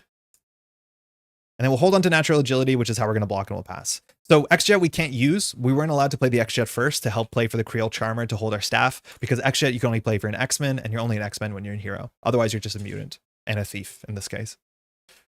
We'll draw up 1, 2, lock and load. Okay. Firepower, that's a start. That can do up to 6 damage. Natural Agility. Okay, so we kept 1. Unfortunately, we have 2. And we have a Thieves Guild, so the only damage in our hand is firepower here. Let's consider playing a Winter Soldier ally in this deck. It might have been fine. This goes to 7.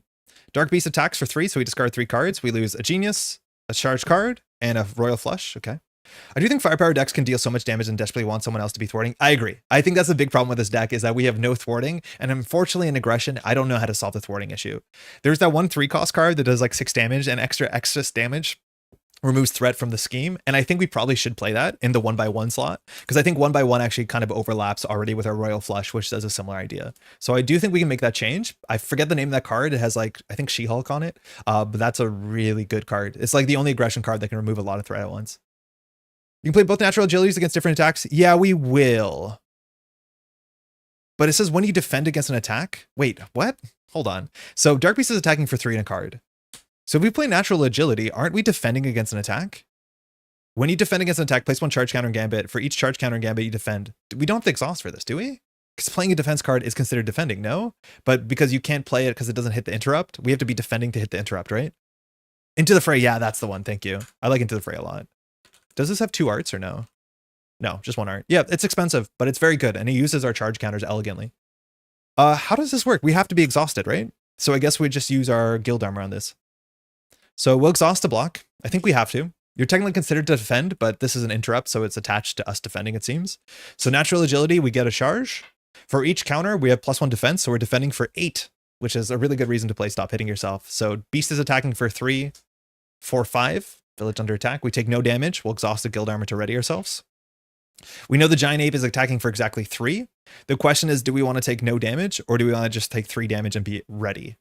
Being ready means there's not that much we can do with this hand. We can do the Thieves Guild, I guess. But like, yeah, we got issues. This hand stinks. We can like firepower and attack with the ape. I think we have to be ready to defeat the ape. So we'll just take 3 damage from the ape. Down to 5. 1 encounter. All right, good game. Oh no, we can exhaust this one. Wait, this is fine. Dark Beast attacks you, so we have to rip 3 at the top. Strength, no quarter. Man, these are the cards we really want for this board state. And so now Dark Beast attacks for 2 cards. So 1, 2, 3, and 2 cards. So now I'll play another natural agility, so we go up to 6. Base 5 gang. And now we're blocking for 8. And then we're going to take 1, 2, 3, 4, 5, 6 damage. We take nothing. We are exhausted. The most damage we can do to the ape is 6. Not great. Not great at all. This stinks. This is bad. This is not good. We have to not jump down. This will hit 9. Yeah, we're so cooked. So we'll do X-Jet to play the Thieves Guild. This doesn't matter. It's all alter ego stuff, but we're just emptying our hand. This allows you to extricate extra threat. And then I think we'll just still play the firepower because we need to. So we'll pitch 1 for the firepower. So we'll exhaust our gun, and we can do 3 damage. We can make that do more damage, and I think we'll just do a fair bit of damage. We want to drop this down to at least 2, so we can finish with our basic attack. So we will attack for 3. We have enough counters. We'll drop it down to 6. So that does 6 damage. 7 goes down to 1. We had our staff. We could defeat it, but that's all we got. It's a good time to swear. Not yet. It's bad, but it's like depressing bad, not surprising bad. It's just like, oh, yeah, we don't have a lot of threat. We made some bad choices. It's not like, it's jump scare bad. Generally, you get the swears on the jump scare bad. All right, this goes to 9. I guess we should draw our hand first. Creole Charmer, not bad. We can clear time travel, I guess. Rogue is perfect, so maybe we should save the charge. We'll charge anyways. Oh, we forgot to give ourselves our own charge. Okay, nailed it. We have charge card. We have Prof X. That's actually really good. And then we have no quarter, so maybe we can recover from this. This goes to 9. Dark Beast is attacking for 3 in a card. We can block if we want to. We know Ape is going to do 3 for us. I think we'd rather block the ape because we're guaranteed to ready. And this can do up to 6 damage. Oh no, we could die against this, but it doesn't matter. If we die against this, we die against the ape. So we're just not going to block. Genuinely not going to block. The ape does guarantee 3, so we ready. We just have to hope this is a small boost. 1, 2, 3. If it's a 2 boost, we die. It's a star boost. Oh, we are stunned. You are stunned. This is war weary. All right, so that's only 3 damage. It's not going well. Then the giant ape attacks us. We'll exhaust. Guild armor readies us. We take no damage from the ape, and we draw an encounter card. Targeted for extermination. Oh, that's good. That's good that we got one of these little crisis icons. Oh, not that. Targeted for extermination, not elimination. 3 threat. When defeated, you get confused. We are stunned and going to be confused, and this is a crisis. Yeah, it's not good. It's real not good here. We are ready though, so we can do this. We will give us a charge. We will definitely play Rogue. Rogue is the best. I have set up the system now that whenever, whoever's name I load in next to my head here, if I just search the word hero or alter ego or ally, it'll pull up their names, so I can do way less searching. The system is slightly broken. It's having some weird cross wires where if I search like Black Widow, it'll give me Black Panther, stuff like that I have to sort out, but it's working really well. I can type a lot less. How many minions does Dark Beast have? Chase them down might be worth in this deck. I was considering Chase them down, but then I got kind of upset because I'm like, if I'm playing Chase them down, I could just go and play Winter Soldier. But this deck only has about 5 minions, I think. I think all the minions are just in Savage Land, which we got randomly. And I don't think there's a lot. Oh, my buttons are broken. I don't know why. But I think all the minions are attached to this. So it's literally only 5 minions because Dark Beast set has no minions inherently. Yeah, so just the 5. Okay, we have Rogue down. Rogue is going to thwart. We basically need to play Prof X. We need to play Prof X, and then I think we'll do our flip down to get a small boost and go from there. Giant Ape. We can deal with Giant Ape. Who deals with Giant Ape is the problem. I think we need to confuse from Profx so bad. Profx clears targeted for elimination. We get confused. Oh, unfortunately, the back of Remy cares. But we can do that first, because this is a thwart. So we can do that first. This is a thwart. So we can remove from time travel, but we can't deal with the crisis. Wait, what are we meant to do here? Rogue attacking the Giant Ape is fine, because it functionally does stop 2 threat. It's like Winter Soldier is always chasing them down. Yeah, exactly. It's just like, oh, wait, do you know what the most fun aggression card is? Chase them down. Like, legitimately, not only my favorite card, it's such a good card with no quarter. I think every deck I've played with no quarter plays Chase them down, because it's the perfect aggression card to draw, because it's free, and you've already just defeated a minion, so you can kind of insert it into that timing window.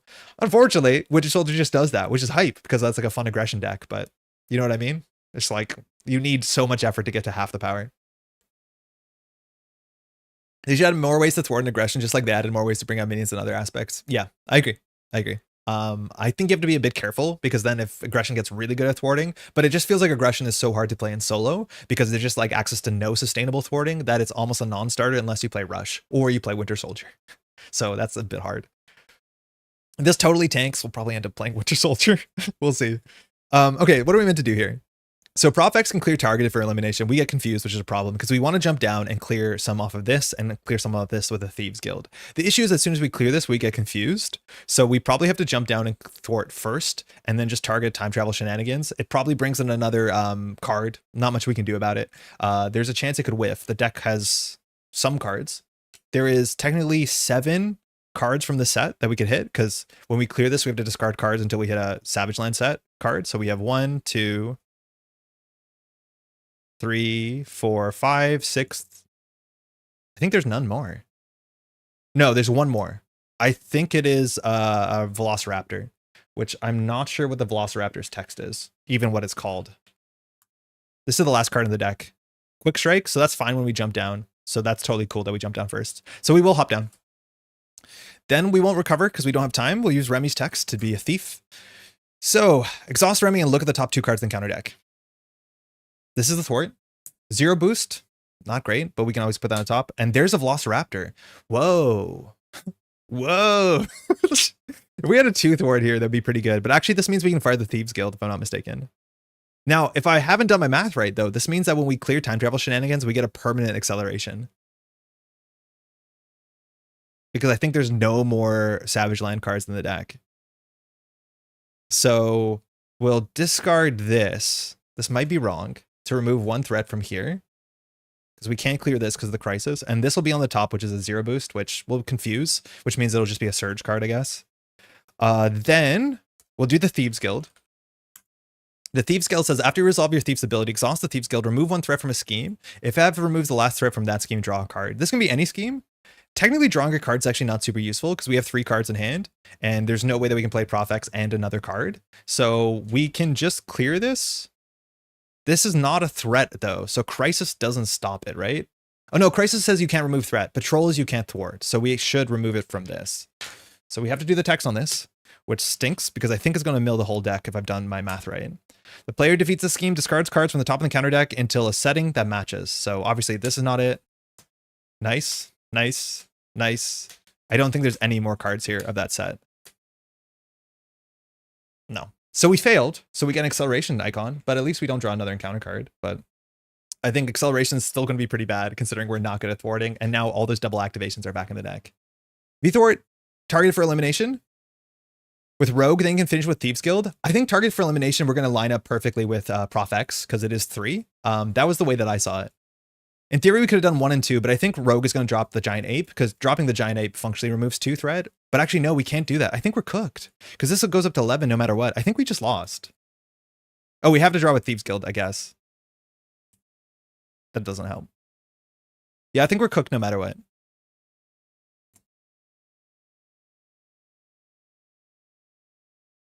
Yeah. Yeah, we're not in a good spot. So instead of playing Profx, we could play Creole Charmer, but there's no other card we can play because these are all hero cards. X-Gene. Oh, wait, no, we have X-Jet. Hold on. So X-Jet can play. Oh, we're 1 short. Because we can play Creole Charmer, but then we're short of Profx. Oh, there might have actually been a better ordering that turn. Because Giant Ape is worth 2 thwart. So we need to clear the Giant Ape because Giant Ape has buff stats. The issue is we have to clear this before we can touch this. I think we just have straight up lost this turn. So we'll probably scoop and go back. So we'll do 1, 2, 3 for Prof X. When Prof X enters play, we can go ahead and confuse someone. So we have to confuse Dark Beast. It doesn't matter though. This is hitting 11. Then Prof X will thwart for 3, taking 1 consequential. You also don't love playing Prof X and jumping down, so that also might have been wrong. So we'll clear this. So we are confused. Yeah, we lost. Rogue will attack for 2, defeating this. We discard the top 3 cards of our deck. But then we put 2 here, it hits 11, we lost. So we'll run it back. That didn't work. I do think we might not have enough threat in the deck, but I do think we played our early turns probably in a way that was a bit too combo-centric and less so what we needed it to be. I don't think actually maybe the Savage Land was that bad, but I wonder if that's one of the worst sets that we can deal with. So we'll scoop and we'll throw it back. We did just lose that turn. All right, so what changes do we want to make? Do we learn anything? I think we need more threat in the deck for sure. I think we can take up 1x1s and add into the fray and probably be happy about that. This clears. Remy is at 9 health. This clears. I'll say that we just drew Savage Land again. We also got a bit unlucky with some of the early cards that we drew. I think we got all the double activations in her face, but I don't think that was the biggest difference. All right, so we'll shuffle this up, give us our encounter card, and just run it back. Dark Beast should be on 18 health, right? 16 health? It's weird that it's easier to pull this up than read. Yeah, 18 health. All right, well, just imagine we drew Savage Land again, because it's easier than taking the deck apart. Does anyone else have a great idea how to add more threat into an aggression deck? Like, I don't think there's any ally that jumps out to me besides Psylocke. Actually, I really like Psylocke because she thwarts for 2 and she gets the confuse, which is kind of nice. You don't mind being an alter ego with Remy. So maybe we can consider playing Psylocke. I just think she's really expensive. I just thought we'd play cheaper cards because we're a rush combo deck, but I don't think that's like lining up well. But I just don't know like what the go-to solution is to add more threat to a deck like this. Okay, so things that we don't want. 1x1 I think is redundant. We have a bunch of cards that do that. Directed Force we'll hold on to. It's way too cute not to. Yarnya Born, like we probably don't end up playing it. It is just a cheap weapon. And like we kind of like that. But I don't think we're going to struggle to find enough weapons. Like we need 3 weapons. So this is our 4th weapon or 3rd weapon. Depends how you count. But this is technically our 4th weapon. So I would put it in the not necessary camp. It's not a bad thing to get down though. Its text is probably fine. We definitely don't need the 1x1s. Gatekeeper. Gatekeeper is the one that you attach to a minion, right? +2 hit points, remove 4 threat from the main scheme. I wonder if we'd actually rather play like, what is it called? Looking for a fight? Looking for trouble? Like maybe this is what we want. Because like we're okay at setting up with minions. There have been so many hands where we drew like so many attack events, but we didn't have enough minions. Maybe that also makes more sense because we're playing that into the fray, which needs a minion. So maybe that actually is more natural.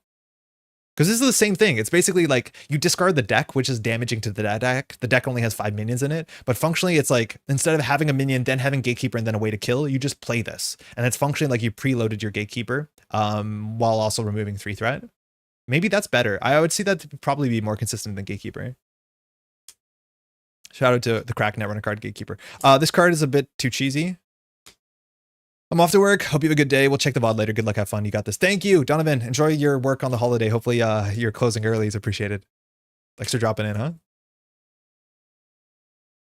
I don't think there's anything I don't like in the deck. Okay, so let's grab maybe 2 Looking for Troubles at a minimum. Let me get the binder. I think some cards are still in the Winter Soldier deck, but I don't think we're going to have an issue finding them. So like none of the allies thwart really well for really cheaply. Just kind of an aggression problem. Psylocke's the best. Psylocke is just so good. But the problem is Psylocke costs 4, which is all of our hand in hero mode, which kind of stinks. Chasing Down's good. YDLPD, let's go. Yeah, you know what you're doing. Shout out to YDLPD. I think we'll play some Looking for Troubles. I think we'll play 2. Hopefully that helps a bit. So again, this card just go grabs a minion. I wish you search the top 9 instead of discarding. I feel like this would land a bit better. But you get what you can take. So we'll play 2 of those. And then we'll play maybe 2 copies of Into the Fray, which I think is in a couple pages. Did we miss it? We missed it. Here it is, Into the Fray. So Into the Fray says deal 6 damage, which we can imbue, and excess damage removes threat. So that hopefully lets us stabilize a wee bit. So we can take out, I lost the card, 1 second. Ow. we can take out these 4 and then just play more consistent board control cards. We'll try that. We'll see if we learned anything. All right, shuffle up, take 2, let's go. Timestamp here. The first one went really well. And so like it went actually too easily. So we decided to try it again. And we made the deck worse, if you're watching. Supernaught, yeah, Supernaught, how's it going? If you're just tuning in, the first foray into Dark Beast, it went too easily. So we're making some changes just to make it more reasonable. You know, interesting, right? Gambit's one of my favorite X-Men. Gambit.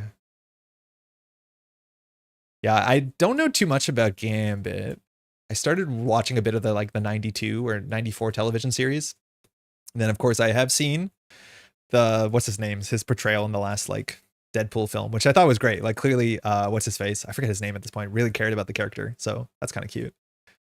But I didn't grow up watching a lot or reading a lot of X-Men. So I think I only knew some of the more mainline characters like, you know, the ones that showed up in the films, the first films.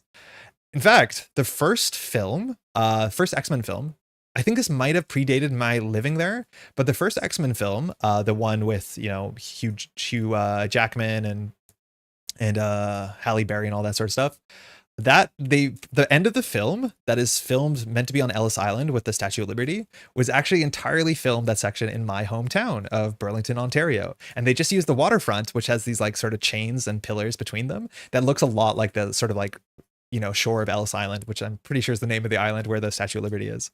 So I know I had friends who had like scripts of the first version of the first film, because when they moved, a lot of people like left equipment there and left like stuff behind. So they did film that when I was growing up. I don't think I ever saw them film it, but technically it was filmed part of it in my hometown. Should you watch the old X-Men cartoons? They portray Remy well. The island's actually Liberty Island. Oh, okay. So Liberty Island is Burlington, Ontario, my hometown. Yeah, Brand, I've watched a bunch of them. I know they're on like Disney Plus at this point, or Disney, whatever it's called. But I've watched the first like series and a half of them. And I have been enjoying them, but it's just been a while since my partner and I were watching them together. Oh, we have to go get an encounter card. Okay, let's try it again. All right, Gunbit, take 2. Let's charge a card. Rogue, Beans. Not someone you want in your opening hand because not very useful when she costs 3. We have Prof X. Okay, we can keep Prof X. That's good. That'll be 3 threats a bit wasted. So this is in the maybe category because there's only 1 threat on the main scheme. So not the most important. Looking for trouble. I don't think we'll play this as well on turn 1 because there's only 1 threat on the main scheme. Natural agility, probably not worth keeping because it gives us like the IP penalty. We got smaller hand size next turn. We only have 1 charge, so this will get us to 2 charge. We're blocking for 5, but if we have Prof X, we're not blocking at all. Firepower. Okay, hold on. Last card, looking for trouble. Wow. Yikes. Here we go. X-Jet. Okay, it's hard to play both X-Jet and Prof X. We're going to need to draw a whole bunch of doubles. I think we can do it if we draw enough doubles. It's like technically the perfect hand until you remember how the game works and you have to play the cost in the top left corner. But like, damn, is that a good hand? No. Come on. Hey, chat, should we just mulligan this game? Are we allowed to just like straight mulligan the opening? Do you do that? Do you ever just draw a hand so bad you're like, there's no way that we're starting like this? How bad is this? If we flip up, we definitely play Nick, right? Because we could draw a double. So we do molecular, natural agility, Prof X for Nick. Nick draws 3. So we can play the extra, play the staff. No, actually, this is pretty good. We can deal with this. This is not bad.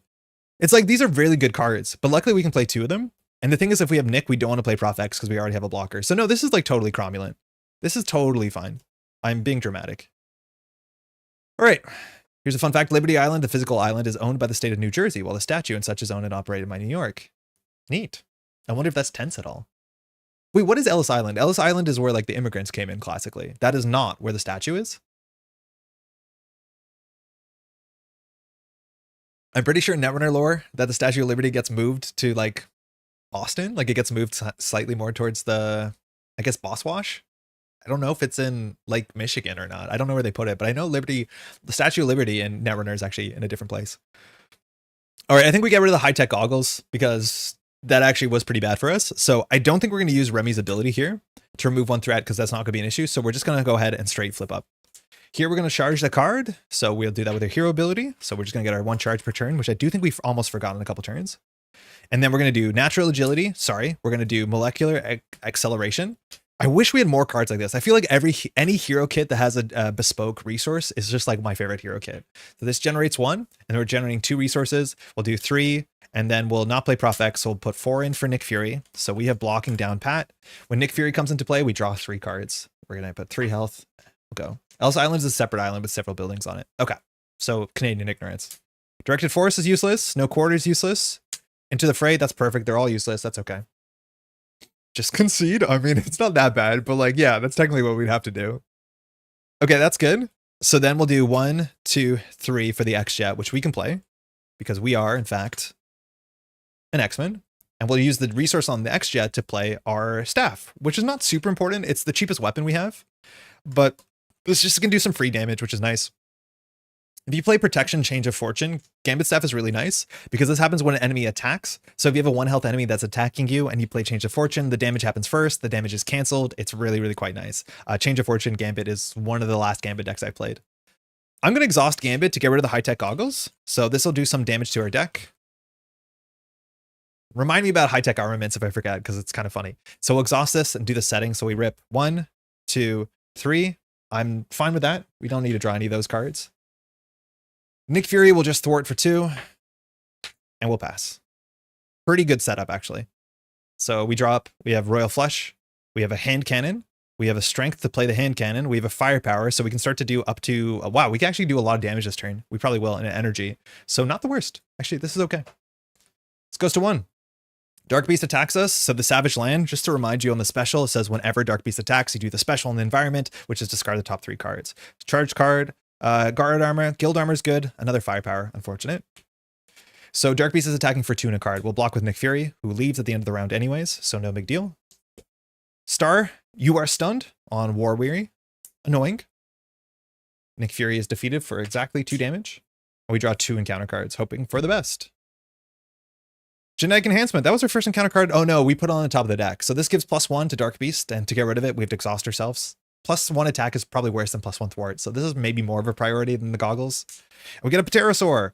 Roar. When revealed, resolve the special. 4 health, unfortunately we're stunned, and we rip 1 X-Gene, Creel Charmer, and charged card. So I don't know if our hand has enough damage to do with the Pterosaur. I assume it does. We'll do our charge before we forget. Smacking with the staff. Oh yeah, right, Gambit Staff, thank you. Totally forgot. This says when an enemy attacks, exhaust, so it doesn't have to attack you, let alone you can decide to attacking. So we'll exhaust this to deal damage. Actually, no, we don't. Yeah, because of firepower. Yeah. Good catch. I was like seeing that too. We have firepower, so we don't want to do that because it deals with the Pterosaur and it deals with Dark Beast. So yeah, we shouldn't because we have to keep it ready. Okay. So we got our charge the turn. If we jump down, Dark Beast only schemes for 2. If we draw the double activation where he gets a double boost card, we lose, but like honestly not in a bad spot. So we'll play our hand cannon. This means our basic activations we can enhance with +2 attack and overkill, which is actually pretty good. As much as only 4 attack is not a lot. Very importantly, Gambit's ability only imbues attack events. You can't use it on a basic attack. So not perfect. Here we can only play 1 of these cards. So we can play Firepower, throw out the Royal Flush, hold the Strength. We are stunned, so we have to do a sacrificial attack. So I'll attack for 2, just getting rid of the stunned. That means Genetic Enhancement is going to stay. Bummer. But it is what it is. We'll do X-Jet for Firepower. So again, we'll exhaust 2 weapons. 1, 2. We'll deal 3 damage. So we're going to use 1 charge. Again, because we don't have Rogue. Rogue is in our discard pile. We don't have to be super precious about this. We could use more charges. But this does 4 damage and 4 damage. So the first defeats the Pterosaur. The next 4 does to Dark Beast. And because it has ranged, we don't have to deal with Retaliate. So that's a 1 for 8. Like really, really good. That's the idea of what we're doing. This hand does stink. We could flip down. This will go to 2, 3, 4, 5, 6. If we get a double activate, we lose. Do we have to flip down? It's nice with this here. I think we could flip down. In terms of Creel Charmers, we have 2 in the deck. We've lost 1 so far. If we find a Creel Charmer, we're in a good spot. Have we seen our guild, our Thieves Guild yet? No, so that'll also be fine. We did see the X-Gene, which is another reason to stay up. So I will flip down. And then we'll just throw out the Royal Flush. I'll hold the Strength just because it probably seems good enough. And it will pass. Molecular, okay. So regret holding it. No Quarter if we find a minion that's good. Lock and load. Power of Aggression. Oh, this is a really bad hold of strength. Okay, we did find the Creel Charmer at a minimum, so that might just get it confused, and we can maybe consider staying down here, which would be okay. Only one natural agility left in the deck. No, I think we've seen both of them. We drew them both in our opening turn. I think there's only 2 in the deck. We drew 1 in the mulligan and 1 in our first turn hand. So yeah, that's another good card to keep track of because it means you can stay up in hero mode and not stress. Goes to 2 Dark Beast schemes for 2 in a card. We don't have to do the ability because that's only when he attacks. Low boosts, perfect assault. So that goes up to 4. 1 encounter card. Yeah, okay. Advance. So we're doing 2 more threat plus 2 more. So at least we don't draw shadows. So this goes up to 8. So obviously we have some work to do. Having a lot of threat on this sucks because Creel Charmer is less good, but we should be doing our alter ego ability on this turn if I'm not mistaken, because we'll probably get more threat than 1 off of not being in hero mode. Okay, we could actually play Lock and Load and go get Creel Charmer done. That might be fine. We still could draw an encounter card. The deck has, I think, 2 advances, 1 more advance, excuse me, and one of the cards that just says Dark Beast Schemes. I think it does. I don't know if it is a double encounter card. Evil Genius. There it is on the bottom. But this is the other card you have to play around. Nope, not you, but you. It says Dark Beast Schemes. Oh, you don't get another encounter card. You get a Tough, which is like, fine. 2 encounter cards on the scheme is absurd. So we'll just shuffle this. Whenever I edit my videos, I make sure that you see the deck cut just because I think you need to see that. Otherwise, I don't know. All right, so we could get the Confused guaranteed by Creel Charming the Lock and Load. And with the Lock and Load, we can go get, I guess, Yarnborn? Yarnyaborn? No, wait, we cut Yarnyaborn from the deck. Yeah, so there's no weapon we can get with this Lock and Load now. Because our only weapons are the staff, the gun. Wait, does Lock and Load beat the requirements? So Lock and Load says, each player may search their deck and discard a weapon, upgrade, and put it into play. So that actually beats the requirement on Shield Sidearm, right? Because Shield Sidearm says, attach to a shield character, limit 1 per character. Oh no, because when you put into play, you still have to attach it, right? So we can't do it to ourselves. So it's actually kind of useless. Unless you think we're cheating. Like, that's the concern. Is like, I especially because I recorded a video where like the best possible card is this, and then you top deck, and it's like, well, that's kind of weird, right? But yeah, I don't know. I don't know if people are as pessimistic as I am about that sort of stuff. Like, Lock and Load actually doesn't do anything. Because I know that if you do something like Lock and Load or build support, you can get around the trait lock of things like X-Jet. Because X-Jet says only play. Oh, no, X-Jet doesn't matter, but like Quinn Carrier matters. Because Quinn Carrier says only play if you're an Avenger, but you're not playing it. All right, we'll use Remy's ability. So we'll discard 2. We're looking for big boosts. 2 boosts, not bad. 2 boosts. So we decide which one's the boost card. Doesn't really matter. So we'll take 2 off of this. And we'll put the Giant Ape on top. Don't draw on our obligation, which is good. So we're down to 6. We can flip up. We'll charge our card because we can. We'll still play the Lock and Load because it beats Master Plan, but I really wish we did not hold on to the Strength.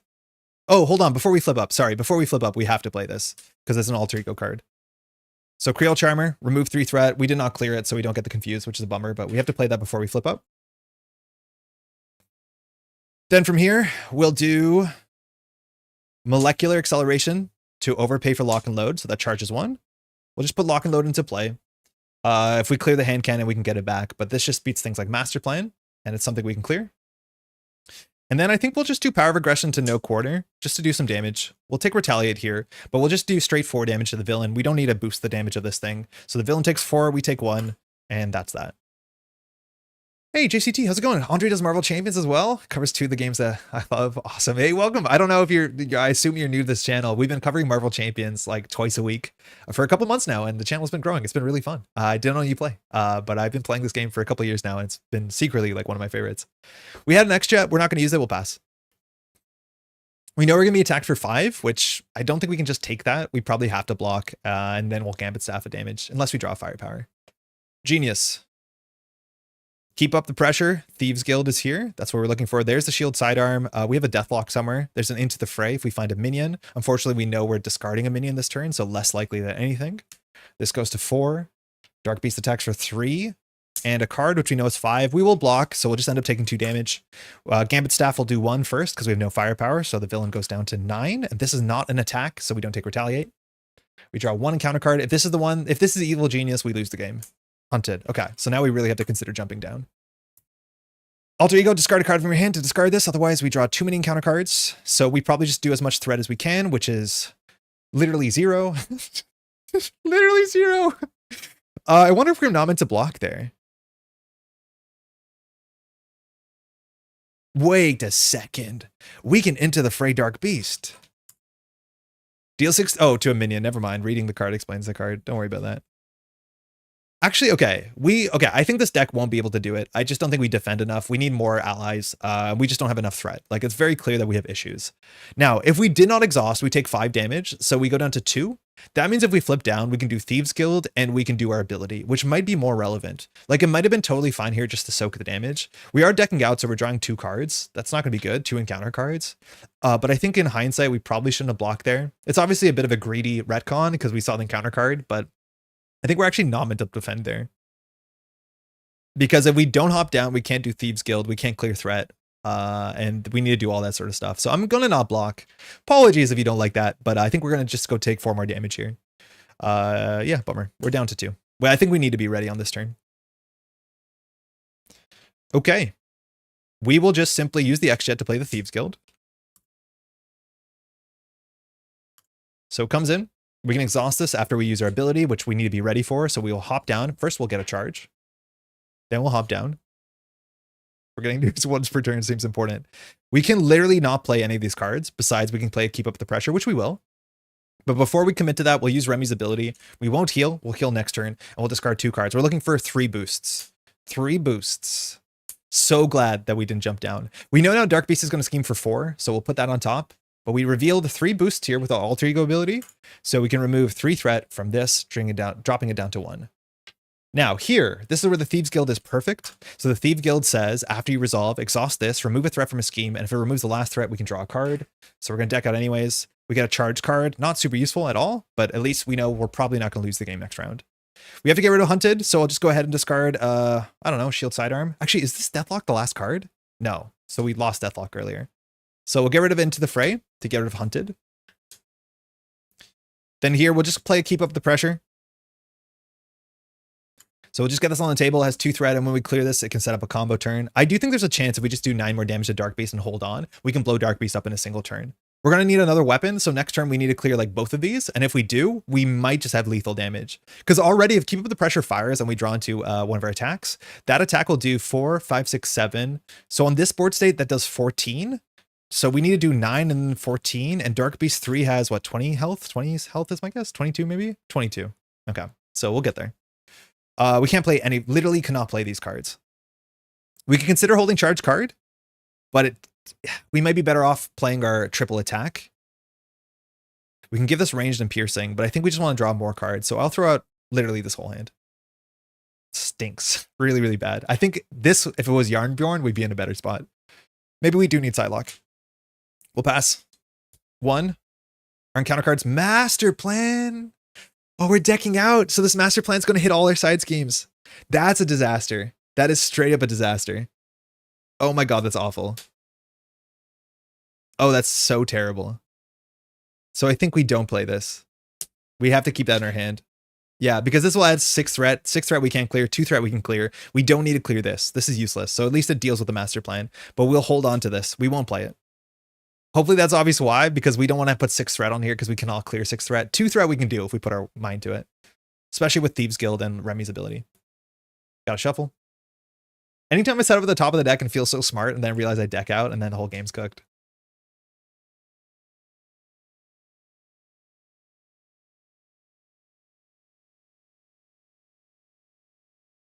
We might be able to do it. It's going to be hard.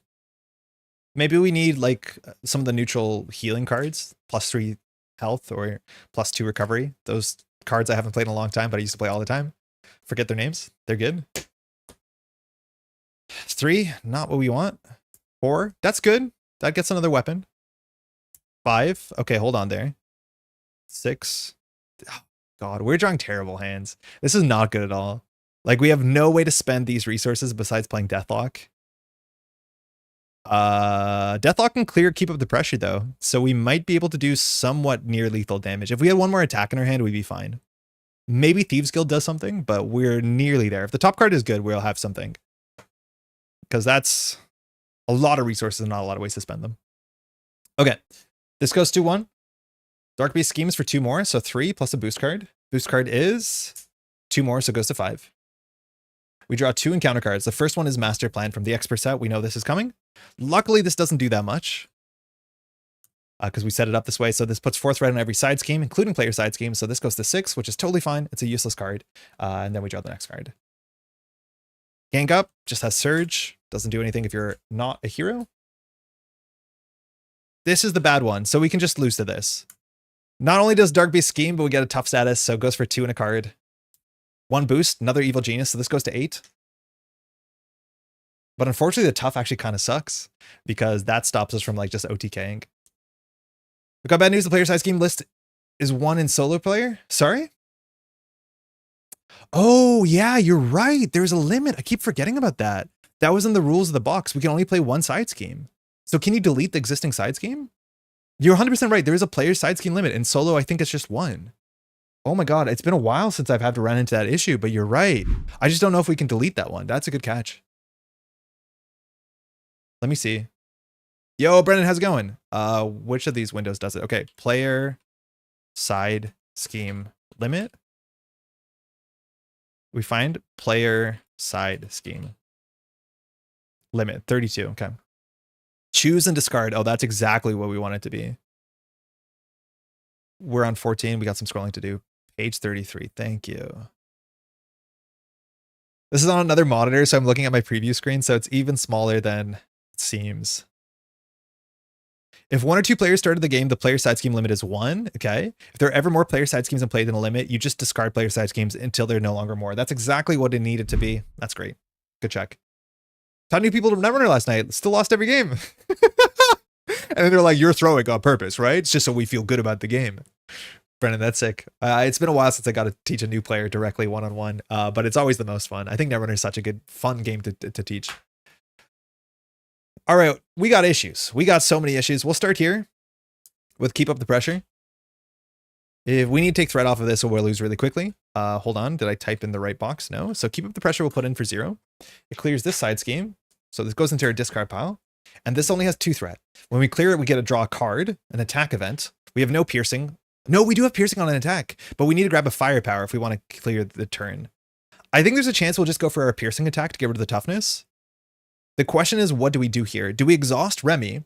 If we exhaust Remy, we won't be able to block.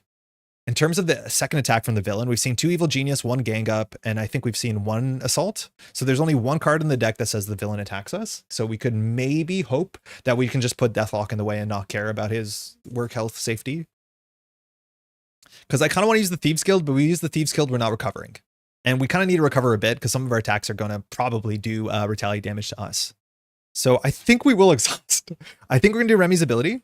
Cool thing about Remy's ability is you don't have to pick the scheme until you see the cards, because exhaust Remy, discard 2 cards, then remove threat from a scheme. So we'll exhaust, remove 2. That's a 1. That's a 2. So if we want to draw a card, we can Keep Up the Pressure, and we'll functionally draw 2 cards, one of them are our choice, and then we'll randomly draw from the deck. Or we can remove 2 threat with Cruel Experiments. This is at 8, so if it goes up to 9, that's fine, but we're kind of set up to win in 2 turns. I don't know if one of the environments just hurts you. Yes, unfortunately, Blue Area of the Moon might be an issue, because if we draw Blue Area of the Moon as our environment and Dark Beast attacks us, we might just die to that. So as a 50-50, we just die to environment. Not a great spot to be in, but is where we are right now. So we might have to just go for the 50-50 there. Otherwise, we can just clear 2 from this, and we can work on this slightly with the Thieves Guild and not draw a card. Then we can flip up, we can play Deathlock, we can hold the natural agility. That's also probably fine. And then just take the toughness off of the staff. That's probably more reasonable. Yeah, we'll do that. So we'll put the Velociraptor on top. We'll clear 2 from this. And then we'll fire the Thieves Guild. Remove 1 from here. Doesn't draw a card. That's okay. We can work with this hand. We'll flip up. We'll charge the card. Goes to 6. We will now play Power of Aggression or Deathlock, who doesn't need a chump block, but we'll set Deathlock up. 3 health, grabs a weapon from our deck. Deathlock might just thwart for 2 here. And then we'll go search for the shield sidearm, which is not in our hand, right? Right? Right? Yeah. So shield sidearm gets attached. Has 3 charges, and when Deathlock activates or attacks specifically, we can do a damage to a thing. So we can ping the toughness off if we want to. We'll keep this down on 1 so we can clear it trivially with Gambit if we need to. The staff will take off the toughness. I don't think we need Deathlock to thwart for 2. We could to beat the last copy of Advance, which is still left in the deck. Oh, we use this. Our hand is here. I think we're just going to discard these 2 and hold on to natural agility so we can block this round, so we don't have to sacrifice Deathlock. And I think we will just for tempo thwart 2. All right. We block pretty well, so hoping for the best here. We'll have to just keep discarding cards from our deck, but that's how it goes. Rogue, perfect. No quarter, fine. Into the fray. If we draw a minion, really quite good. And we have a Creel Charmer, so we can jump down and get the confuse, because we should be managing. We're recovering. We're actually holding on. Check that out. This goes to 5. He says, Dark Beast attacks for 3. We know it's 4 because of Velociraptors on the top, and we discard 3 cards. So we lose a charge card. We lose the Directed Force. No. And then we lose a Molecular Acceleration. We will block. That will exhaust us, which means we can't do any Thieves Guild nonsense, but that's okay. And then we'll play Natural Agility, which gets us +1. So we're blocking here for 8.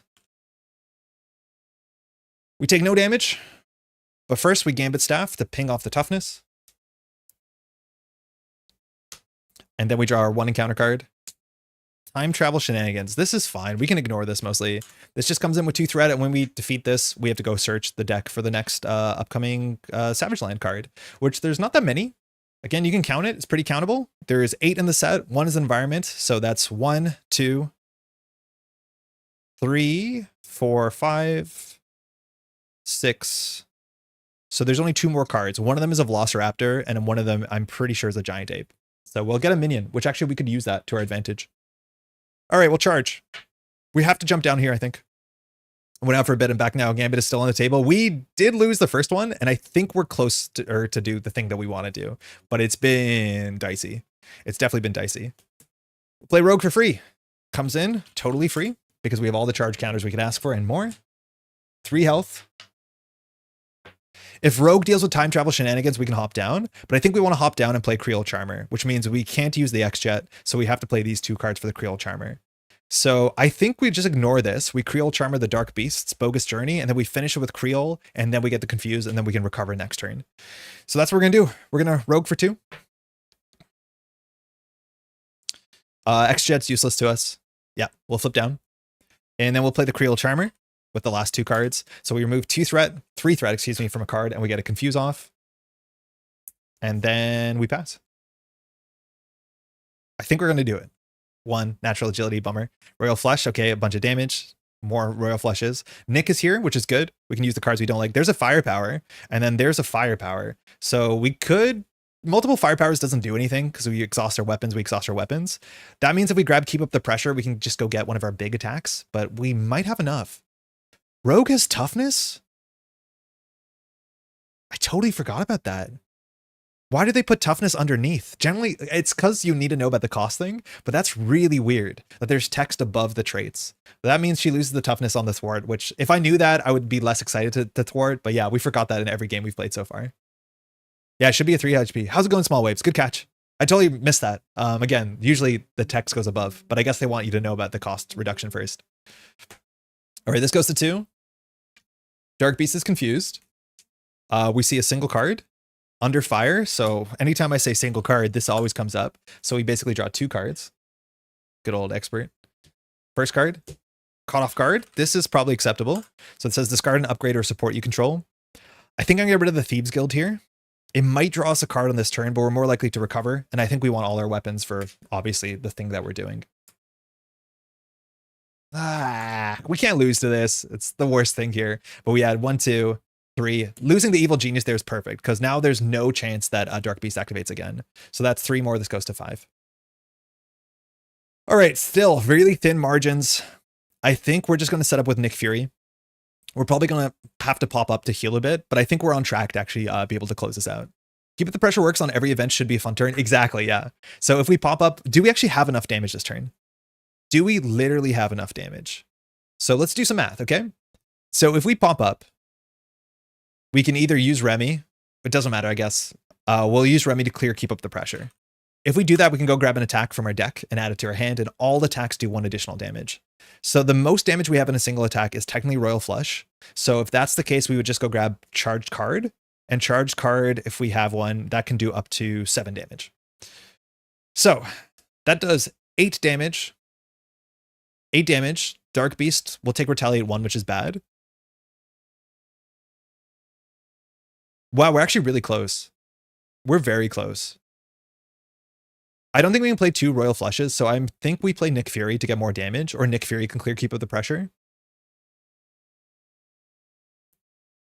But we're actually very close. If we play Firepower, so Firepower, I just don't know how this works, because Firepower says you can choose each target. I don't know if those are picked sequentially or they're picked at a time. Because if one of the attacks defeats Dark Beast 2, is Dark Beast 3 another target that you're allowed to pick when you play this? I don't know how that works, right? Like if another target shows up, does it interrupt this casting? Because in theory, we can make this do 3, 4, 5, 6, 7 damage. So we do 1 Firepower, plus we attack for 2. That defeats Dark Beast. We get second Dark Beast, and then we can attack for 7 and attack for 7. That will drop Dark Beast down to 8 health, which means we can finish Dark Beast this turn. The problem is like the interrupt of this, I do not know if you get extra targeting options. Because I don't know if you have to pick them when you play this card or not. Because we have lethal. I don't think so. Not sure though. Like you can't pick another one. Because we definitely have lethal on this turn. We definitely have lethal. It just matters about the ordering. So what is the proper ordering here? So we flip up. We need someone to clear this. Unfortunately, if we clear it, we waste a bit of damage no matter how we slice it. So say what we do with Remy. We go grab a Firepower. Then all cards do 1 more damage. We can play 1, 2, 3. Oh, we wouldn't grab a Firepower. We'll grab something else. 1, 2, 3 plus X-Jet to play Nick.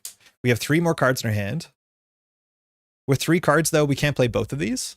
So we don't play Royal Flush. We go grab the 2-cost card. So that's a bit better. I'm pretty sure we have lethal. Does Dark Beast 3 have any text? Like, do you fire the special? Because that might matter. You can always use Royal Flush to pay for Nick and return him to hand with Side Scheme. Yeah, I think we'd actually get the cheaper card. Because Royal Flush, wait, which one does more damage? It comes down to how many resources. Because Royal Flush gives us a charge, which we don't care about. But this doing more damage actually benefits from Keep Up the Pressure a bit more. Because then we can make this do 12 for 3. As opposed to Charged Card, which will do... this will do 4, 5, 6, 7, 8 for 2. So the last resource is worth 3 damage. Yeah, that's probably worth it. We just got to do the puzzle. So we play 1, 2, 3, 4 for Nick. Nick draws 3. So we're at this. Plus, we can go grab a Royal Flush. This is our hand. And then we can play X-Jet into Firepower. So yeah, that should be enough to play everything. I think we have it. I'm pretty sure we have it. But I think we're just going to vibes it from this point. I don't know whether it's better to do Remy to find one. I guess it doesn't matter. We can just exhaust. So we'll shoot our shot. We'll literally shoot our shot. So we'll flip up with Gambit. With Gambit, we'll use Gambit's text here, not you, to add a charge before we forget. Then we will do 1, 2, 3, 4 for Nicholas Fury. So after Nick enters play, we'll choose to draw 3 cards. Unfortunately, we lost our copy of Directed Force, or whatever that card's called, so we don't have any way to continue boosting our damage. We draw Firepower, we draw No Quarter, we draw Energy. That helps. Okay. It doesn't matter who we use here. They're all the same. So Rogue will thwart for 2, clear and Keep Up the Pressure. No, we should thwart for 2. Oh no, we do more damage. It doesn't matter. Actually, we will thwart for 2 because there's a Retaliate potentially. Oh no, the Retaliate is going to go away. It's a wash. So Rogue will thwart for 2. We clear Keep Up the Pressure. Add it to the victory display. Each player may search their deck and discard pile, and for the rest of the turn, all attack events deal 1 more damage. I'll put it here to remember, and then we'll search the deck and discard pile for the copy of Royal Flush that we discarded that's back in our hand. So this is on the table. All attack events do 1 more damage. So now we have to figure out how to elegantly do 9 damage. Royal Flush does 3, 6, 9, 12, so it's a bit wasted. But actually, we can do Royal Flush, right? Like, how do we waste the least amount of damage? Because Royal Flush can do now up to 4, 4, 4. So those are not targeting certain players because you do a sentence by time. So if we defeat Dark Beast with this, we'll actually go into the next thing. The issue is, like, don't know if these are 3 separate attacks. I think they're 1 attack. So, like, we have to worry about Retaliate. Cool thing about Firepower is it does not deal with Retaliate. Oh, man. Maybe we're meant to recover for 3 just so we can deal with retaliate. What is the optimal order here? Because this plays this plays this, we have 1 extra.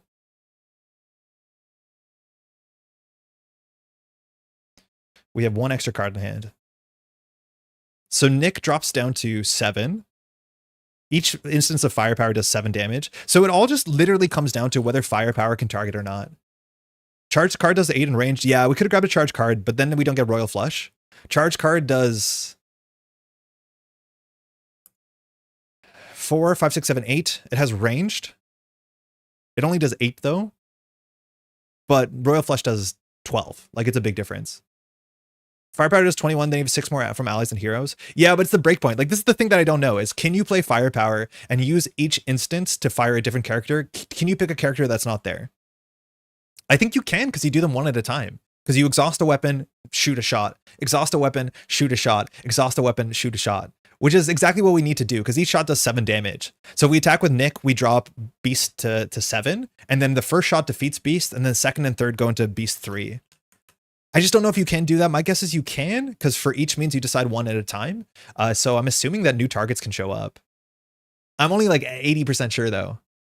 I guess we can go into the for each rules. I guess we do, okay. For each, hold on, we're going here. You only take retaliate once from Royal Flush because it's technically 1 attack. Yeah, we just end up wasting damage though, because we have to do 12 into a 9, so we waste 3 damage. I just don't want to do that. How do we search up?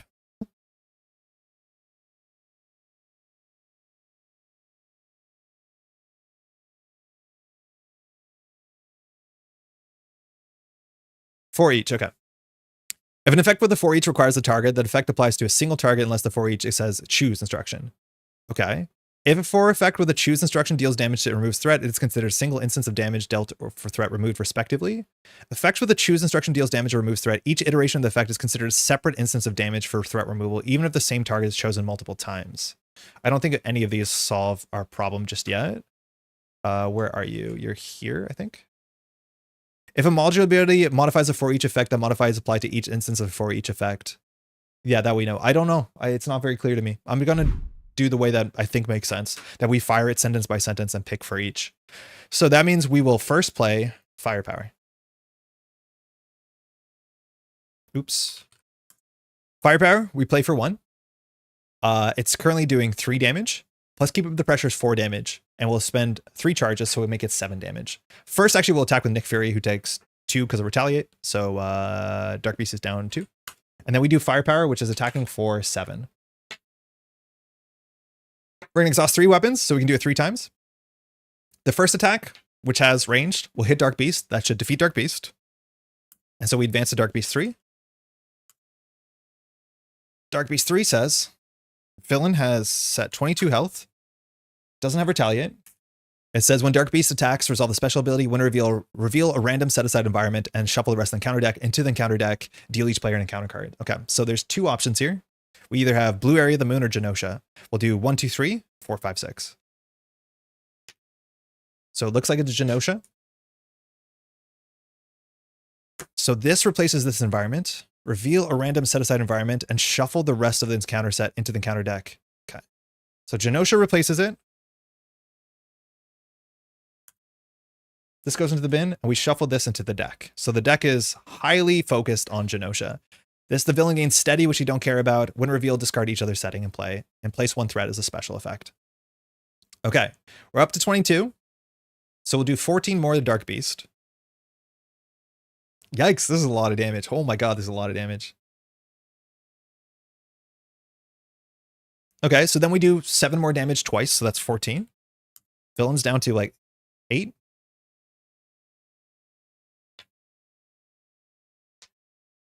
And then we'll just do X-Jet, Energy, Royal Flush. That's how I play. I don't know the correct answer. Yeah, me too. Sometimes it's just how it goes. So place a charge counter. Technically, we have to spend the counters first. So we'll go down from 6 to 3 and then up to 4. And then we spend 3 counters on Royal Flush.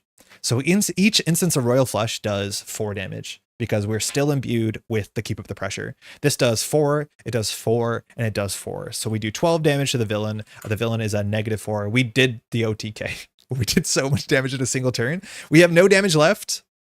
Oh, is Gambit ready? I guess we can attack for 2 more. Boom. Got there. Gunbit can do its thing. We set up the combo. I do think this is so important to make sure you are consistent. Just to say, if we had directed force, we'd be able to do an extra 6 damage on the turn, if I'm not mistaken, which is a fair bit for a 0-cost card. We had an extra card in hand.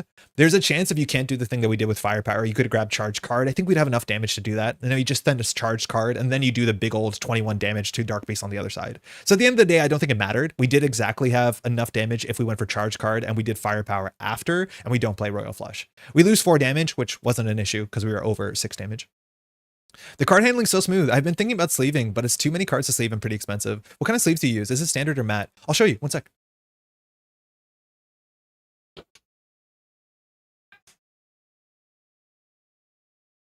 So if I was swimming in money, I would be buying Dragon Shield mats for everything because they're kind of the best. These are the GameGenix standard card game sleeves. There's 200 Canadian. It's about like $12, I think, for 200, which is really good. If you buy the value pack, yeah, $11.99. That's Canadian. These are really good. These are basically half the price, if not a bit less, of Dragon Shields. Dragon Shields, if you get lucky in Canada, you can buy the mats for 100 for $12. So literally half price. I've been sleeving everything.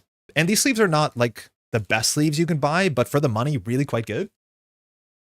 But the reason why I have everything sleeved is because the big thing about this game, both to play it and also now to make content, is it needs to be as easy as possible to get to the table. The amount of time that I spend unsleeving and resleeving Netrunner cards, and those games need opaque sleeves, so it's a bit different. It's a lot of my life, and it sucks. It's really not easy. This makes it so simple to grab cards from other decks and set up.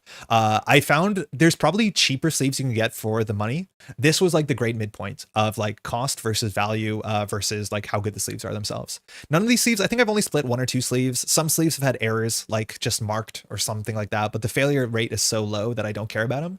These are definitely not Dragon Shield quality, which the mats are like super special.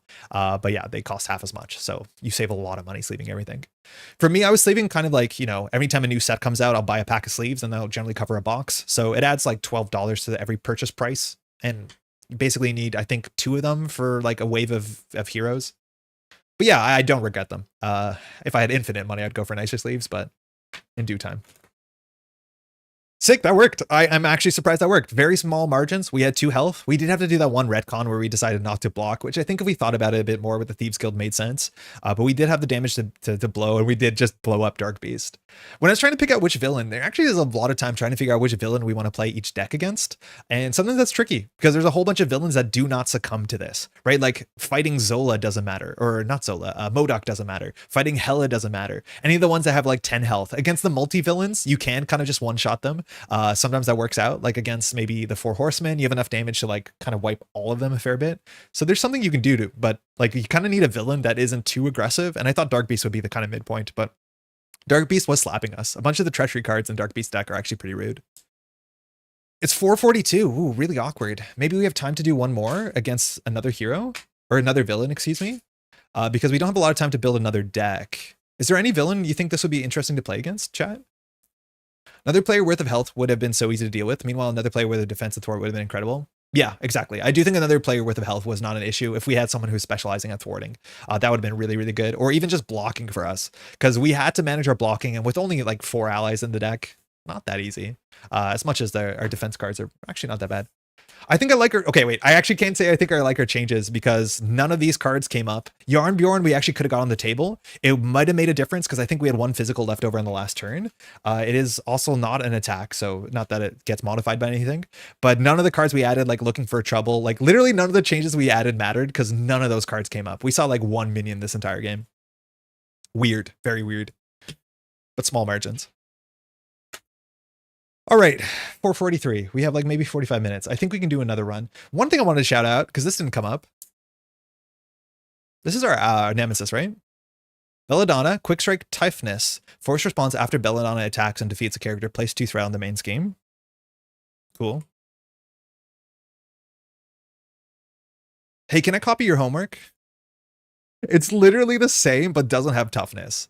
I think technically the tags actually matter because Assassin matters on Belladonna and Hydra matters on Crossbones, especially when it comes to your encounter scheme. But I did not realize how similar these 2 cards were. It's literally the exact same. I think Belladonna even just hits harder and has Toughness, like straight up maybe more difficult. I think The difference though is the traits on it. I cut no quarter, but that's a personal choice. I really like the card. I really do. I think if we're playing against something with more minions, we feel better about it. Mansion attack is always a cool one. Yeah, mansion attack might be worth doing. Yeah, we'll give it a shot. Mansion attack is strange though. I think each of the mansion attack villains have about 14 health, so maybe that lines up either well or poorly. Yeah, they have about 14 health on standard. I guess on expert they have a bit more. Yeah, let's give it a shot. Mansion attack to me like has a bit too much variance because I think the environment or like the main scheme, whether it gives toughness or +1 or piercing or whatever they do, like there's a huge amount of variability. If you're playing a deck that has a lot of allies and you get the one that says toughness on all minions and allies, it's like such a cakewalk. It's such a wild difference. A lot of variance in the setup of that one. Can you have Crossbones as villain if he's the nemesis minion? Yes. If I'm not mistaken, the rules are that when your nemesis shows up, it just fails to spawn. And that actually matters because in the context of the text on things like Shadows of the Past, it says like if your villain doesn't show up, something happens. But it does happen. If your character is already there, you just can't put it into play. Sometimes you actually can use that awkwardly for a benefit. So if I'm not mistaken, what's her name? White Queen? White Queen is a basic ally. And so if you have White Queen in play, if your nemesis is White Queen, she fails to spawn. So if you're playing, who has it? Shadowcat? And you already have White Queen as your ally, and you draw your nemesis, your nemesis set, that White Queen, I think, fizzles. I'm not sure if that's the way it works as well for Gamora and Nebula that also have like competing hero and competing nemesises. It might be the same. It's been a while since I've had to run into that rule, but yeah, technically it does have an impact. Some people ignore that rule. I think it's fine if you do, but it is a weird little wrinkle. You're technically allowed to play Nebula versus Nebula if you want to do villain versus hero. So kind of up to you how you play it. Didn't get rid of this thing. This thing actually did suck. Okay, let me clean this up real quick.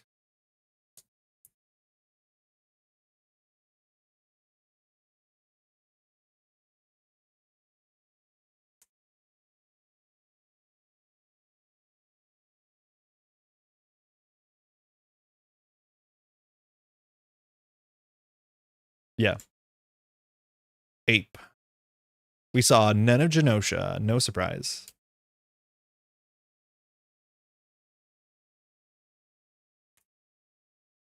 Cool. So this should be 1, 2, 3, 4, 5, 6, 7, 8 is this. Which should just be straight 8. 1, 2, 3, 4, 5, 6, 7, 8. Nailed it.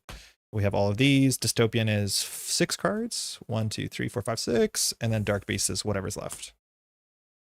All right, we might go a bit later today. I don't have anything lined up tonight, so if we go a bit long, we go a bit long. Thanks for hanging out on a Friday, let alone maybe an American holiday if you're watching live. If not, hopefully you had a good long weekend. In Canada, just a Friday. Just a normal Friday. It's a short week, though. Cool. This is gone. Yeah, we're going to need this. Let's go find a mansion attack.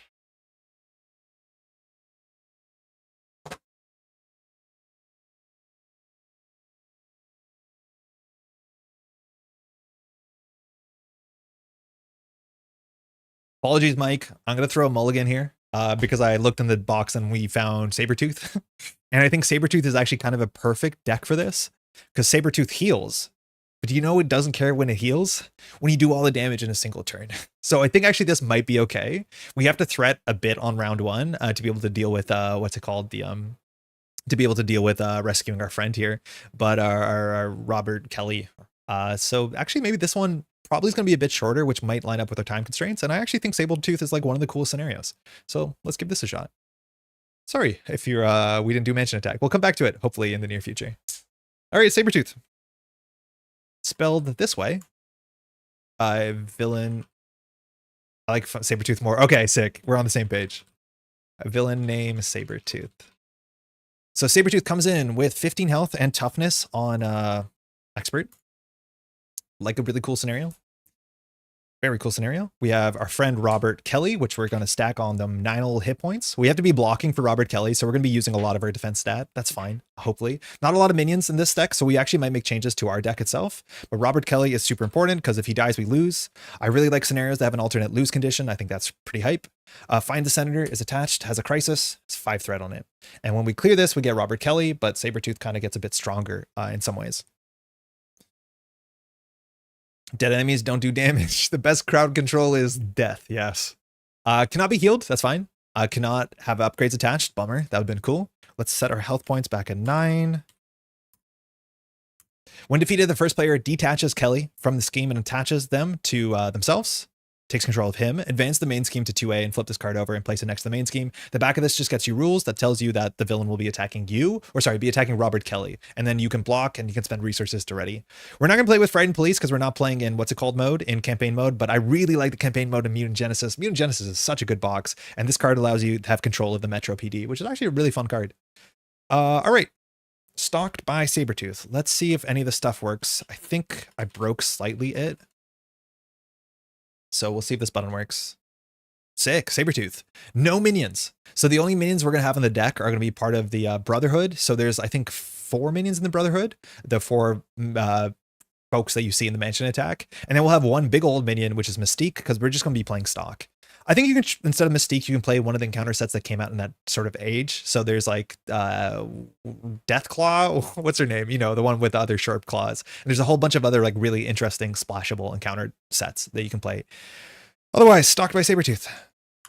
1A. Nope. Excuse me. Something broke. Stalked by Sabretooth. Hero points set to 9. Huh. Numeric constants are either decimal, hexadecimal, or other octal. Something's going on here. So let's just search Sabretooth. Okay, that works. Okay. Sabretooth 2 and 3, Brotherhood and Mystique. Setup, find the Senator, attach Kelly to it, and that's it. We'll flip this over. Lady Deathstrike, thank you. Oh my god, that makes more sense. Lady, I don't know what I called her. I called her the thing from Fallout. After resolving step 1 of the villain phase, that's when you put threat here, 1 per player. Deal 2 damage to Kelly, 3 damage if this is at least 6, so we're kind of on the clock. And when Robert Kelly's attached to find the Senator, we do not deal with his text box. Cool. If Robert Kelly leaves play, we lose the game. We're playing on Expert. That's it. Give us a shuffle. Sabretooth's ability fires all the time, very easy to forget, but this also fires if Sabretooth is at full health, which is important because it just kind of mills the deck, and cards in deck obviously matter for acceleration. Force response after Sabretooth activates, discard the top card in the counter deck, and heal damage equal to the amount of those icons. I don't know if there's a good name for those icons. I guess they're technically boost icons, but I feel like this game sometimes lacks the language to distinguish between those icons and star icons, which I'm not sure if they're actually like officially called star icons, but I think you know what I'm talking about. Yeah, Lady Deathclaw, I think is what I said. All right, I do think what we're trying to do will make amount of sense. I think we can make some small changes to the deck. I don't know with only 6 minions whether we want to be discarding to go find those minions, because if we grab ourselves Mystique, we're in a bad spot. There's a fair bit of toughness in this scenario as well. Both Sabretooth can consistently get toughness, and I think Mystique has toughness. I don't know if any of the other Brotherhood minions have toughness. So let's see if we make some quick changes to the deck. I would consider playing Psylocke because going down to Alter Ego is kind of cool. So what do we want to get rid of? I'm going to believe in No Quarter, but it definitely has not been performing. I think we'll get rid of Looking for Trouble.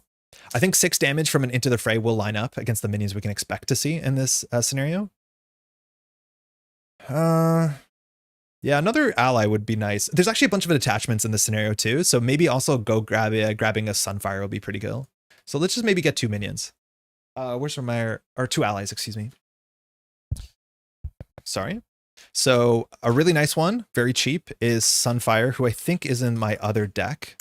So let's grab that. Sunfire comes in for 2, thwarts for a little, attacks for a little, but the biggest thing is that Sunfire can discard an attachment. I think Sunfire is currently in the Winter Soldier we played last week. Yeah, so we'll grab Sunfire.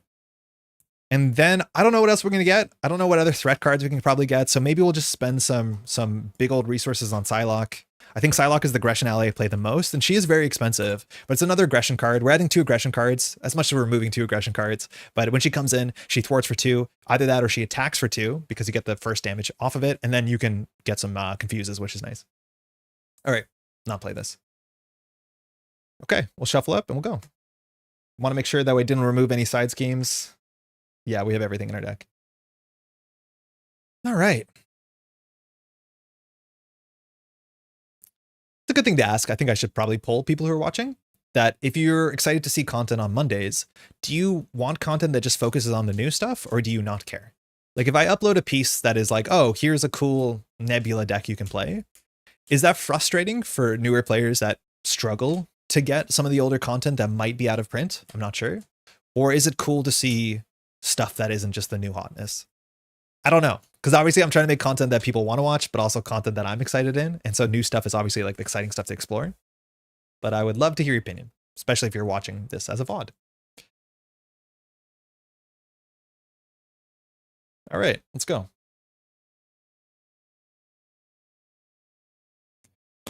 Remy's ability, we don't really need to use it on turn 1, but we can consider it. And we'll draw 6 cards. First card.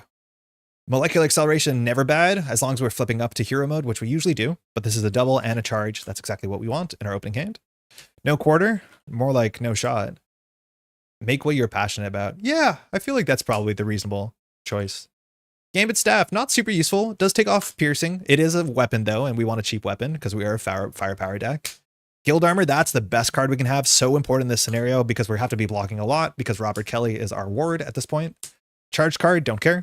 Damage, don't care. Rogue. Ugh. So rogue will cost 2. So what's the math here? Because molecular gives us 1, we'll get 1 naturally. So then we'll have 2 more cards. So we play 1 for staff, 1 for armor. We can't play rogue. Right? Wait, molecular plays for rogue. Wait, how does rogue work with molecular? Can I pitch it, generate a resource, and then use that resource to play rogue? Because actually this hand's perfect. Because we can do 1 for staff, 1 for armor, molecular for rogue. I understand much. I don't understand much anyways. It's nice just to see the colors and the shapes on the screen. I think that's really funny at City, but I'm glad you're enjoying it regardless. So I think you can do it, right? Reduce the cost to play it. I don't know if the cost is like a modifiable thing. Molecular can play rogue source. Trust me, bro. I'm totally in on that. I think we can molecular for rogue and then just spend these cards for these cards. Now, this is the weird thing that like feels a bit like a fallacy, but we know that these cards are cards we don't want. These could be cards that we want to keep. So you could keep these cards just to pay for these cards and then say like, that's fine. And then next turn we'll draw a fresh card, a fresh hand. Because like if we draw a really important card for a combo and then we have to pitch it for Gambit's guild armor or staff will feel bad. So this could be a fallacy, and I think I need to spend a lot of time thinking about this somewhat academically, but I do think we can get away with just playing these cards that we don't care about. It draws through our deck a bit slower, but I think that it's hard to see a worse card than these 2 that we can play on turn 1. So I'm okay, because like if this is a Nick Fury, I'll be upset. If it's a Prof X, I'll be upset. So this kind of makes sense to me. So I'll just full keep 6. Drew the perfect 6. Unbelievable. Let's go. It's interrupting you to paying for her. Yeah, it is an interrupt. You're right. I just don't know if this game, like, I don't think this game probably articulates the cost thing. One thing with this game that I don't understand is do you have to pick the target when you pay the cost of the card? That actually came up in some weird decks I've been playing recently, but I don't know if the structure is that like you first find the cost, then you generate the cost. If the cost is modified during the paying process, does it change the cost? Like that sort of stuff shows up in like more technically complex games that have like a linear, rigid like rules structure. This game tries to do that. Sometimes it doesn't land it. What are we doing, Remy? Is Remy gonna thwart with Remy's 1 or is Remy gonna thwart with random Remy? I think we're gonna do random thief Remy because it's way more fun. So we'll Remy. We're looking for big to deal with find the center. Oh, we're meant to flip this over, of course. We know that text. So we'll just hope for big boosts. 2, better than our normal. 1 and a star, that's avalanche. Boost is exhaust the character you control. I mean, I don't want that to happen. So maybe we only remove 1 threat. And then we know Sabretooth is attacking for 4, which we can just like block with our friend Rogue. Toughness on Rogue is pretty good. Oh wait, we can make it a 3 attack. And if it's a 3 attack, we can block it perfectly. If Sabretooth attacks for 4, we can't block it with the staff. So I think we do actually get rid of the master plan to remove 2. And then we put this on top and we lose an activation of Rogue. That's okay. You like to do something and it's a beautiful card. And leg counting. It's fun. We'll flip over to Gambit. Hero side will charge the card. We'll get 1 counter there. Then we'll do molecular to generate 1 for Rogue, who we're saying is reduced in cost. I don't think we're going to be precious about Rogue's toughness. We'll just kind of go send it here. So it comes in with 3 health. She's ready. She's going to help us deal with the Senator. Just want to pop in and say, hey, homie, your MC videos are hella fun. Hey, yo, Metapher, how's it going? Thanks so much. That's very kind. I really appreciate when people take the time just to either say hi or like drop some kind words. It really means a lot. If people are not enjoying what you're doing, well, at least it makes it a lot easier if you know what I mean. If people are enjoying what you're doing, appreciate it. Hopefully you're well. Okay, I think we're just going to thwart with Rogue. Toughness is good, but hey, Senator Kelly, we should figure out sooner than later. We don't have to rush it out on turn 1. So actually, maybe we should keep the toughness. We know Rogue is going to be exhausted next round to the Sabretooth's boost card, and then we'll just play our staff and our armor. So we're kind of set up to be the defense warrior we want to be. One of these readies after we take no damage, the other one does a damage back, so we can get rid of the toughness, and then we'll pass. Really good setup. So just to check, these were the cards we would have discarded. Charge card would have been fine discarding that. Firepower, we would have been fine discarding that. So it turns out with these two cards, we would have been better mulliganing these two cards and just seeing deeper through our deck, because these turned out to not be great. Third is Power of Aggression, okay. Fourth is Royal Flush. Fifth is Directed Force. So this actually can do firepower with Directed Force. That technically does like 7 damage, I think, because this can do 3, 4, 5, 6, 7, exhausting our staff. I don't care. I think this hand will just throw out a bit of damage. It's not great just to throw out a bit of damage. Like, this is where this hand is not good. Unless we get a minion, this hand is not fantastic, because doing damage to Sabretooth does not matter in context if Sabretooth is going to heal. So like, you don't want to do chip damage. I would argue that a Royal Flush is not chip damage. It is a heck of a lot of damage. But I don't think I've ever defeated Sabretooth with Robert Kelly sitting underneath a desk, which we might be on track to do if we really put our mind to it. All right, this goes to 1. Stalked by Sabretooth has some text. I think we do 2 damage. Sorry, the other one. 1 second. So this says when you put threat on it and the step 1, we have to deal 2 damage. So Kelly's down to 7. There are a couple cards that heal Kelly in the counter deck.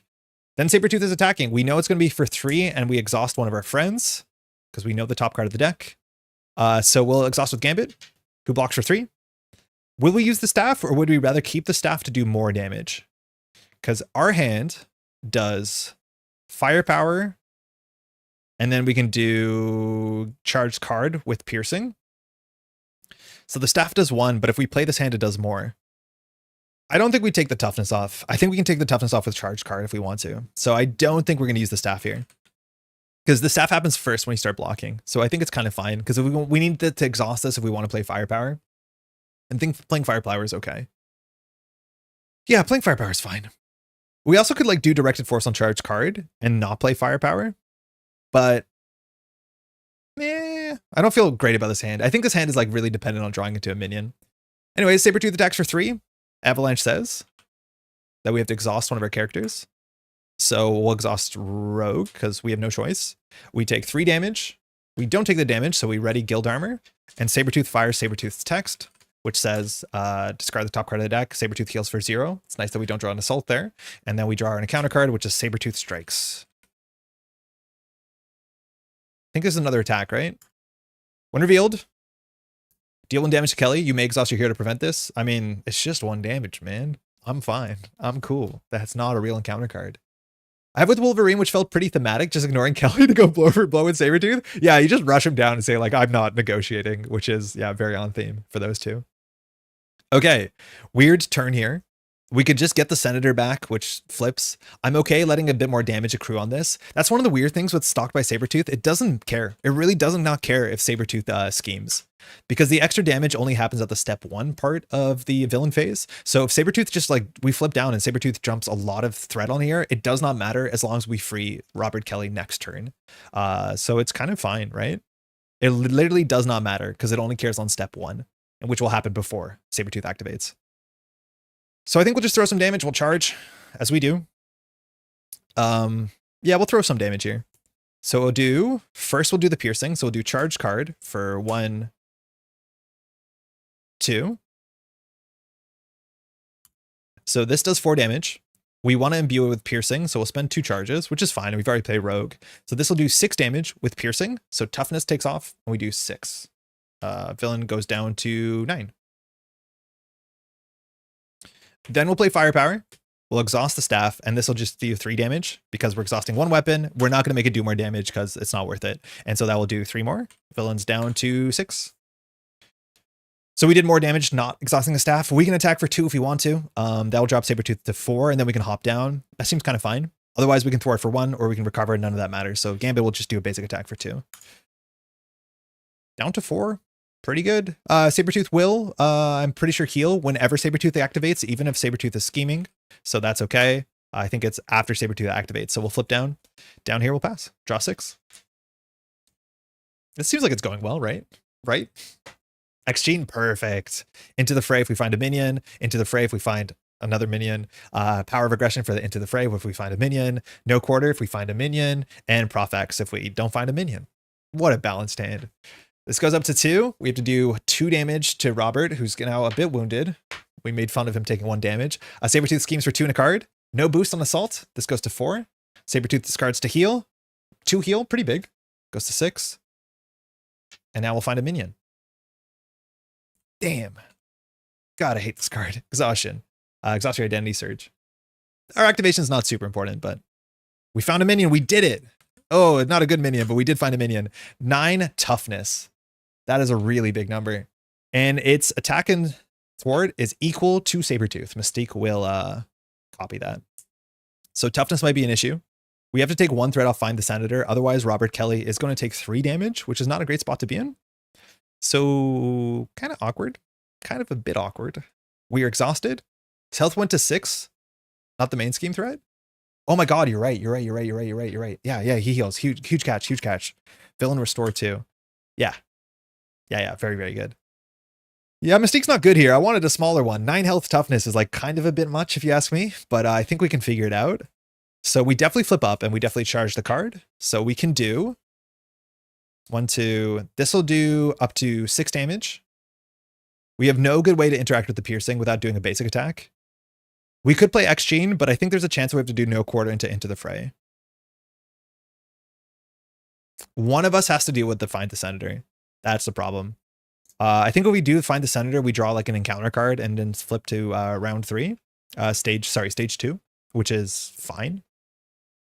So this does 4, this does 8. So 8 plus 4 is enough. It does 12. I've ran the numbers. Now there's no real point playing Into the Fray here because this will be cleared from threat because Into the Fray just clears from the main scheme. You don't have choices, which is a bit of a bummer.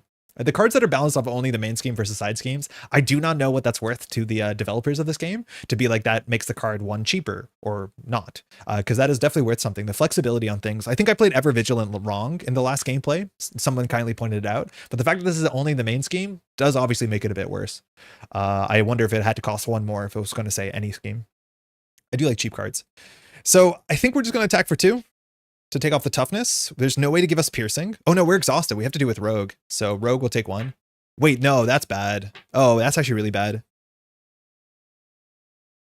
Yeah, because... Oh no, it's on 4. We're fine. Okay, Robert will take 2 more damage and then we're in desperation mode. But that means we don't have to clear this because this is not on 6. Okay, because I messed that up. My calculations were based off of bad math. So that means Rogue will attack for 2.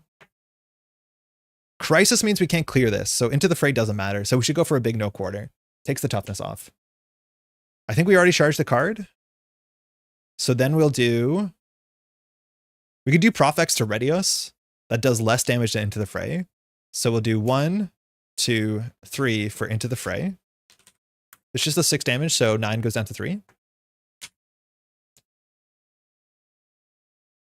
Now there's 3 health left. We can do no quarter. We're hitting the requirement. The question is how many cards do we want to boost off the top of this with the charge counters to make this see more cards?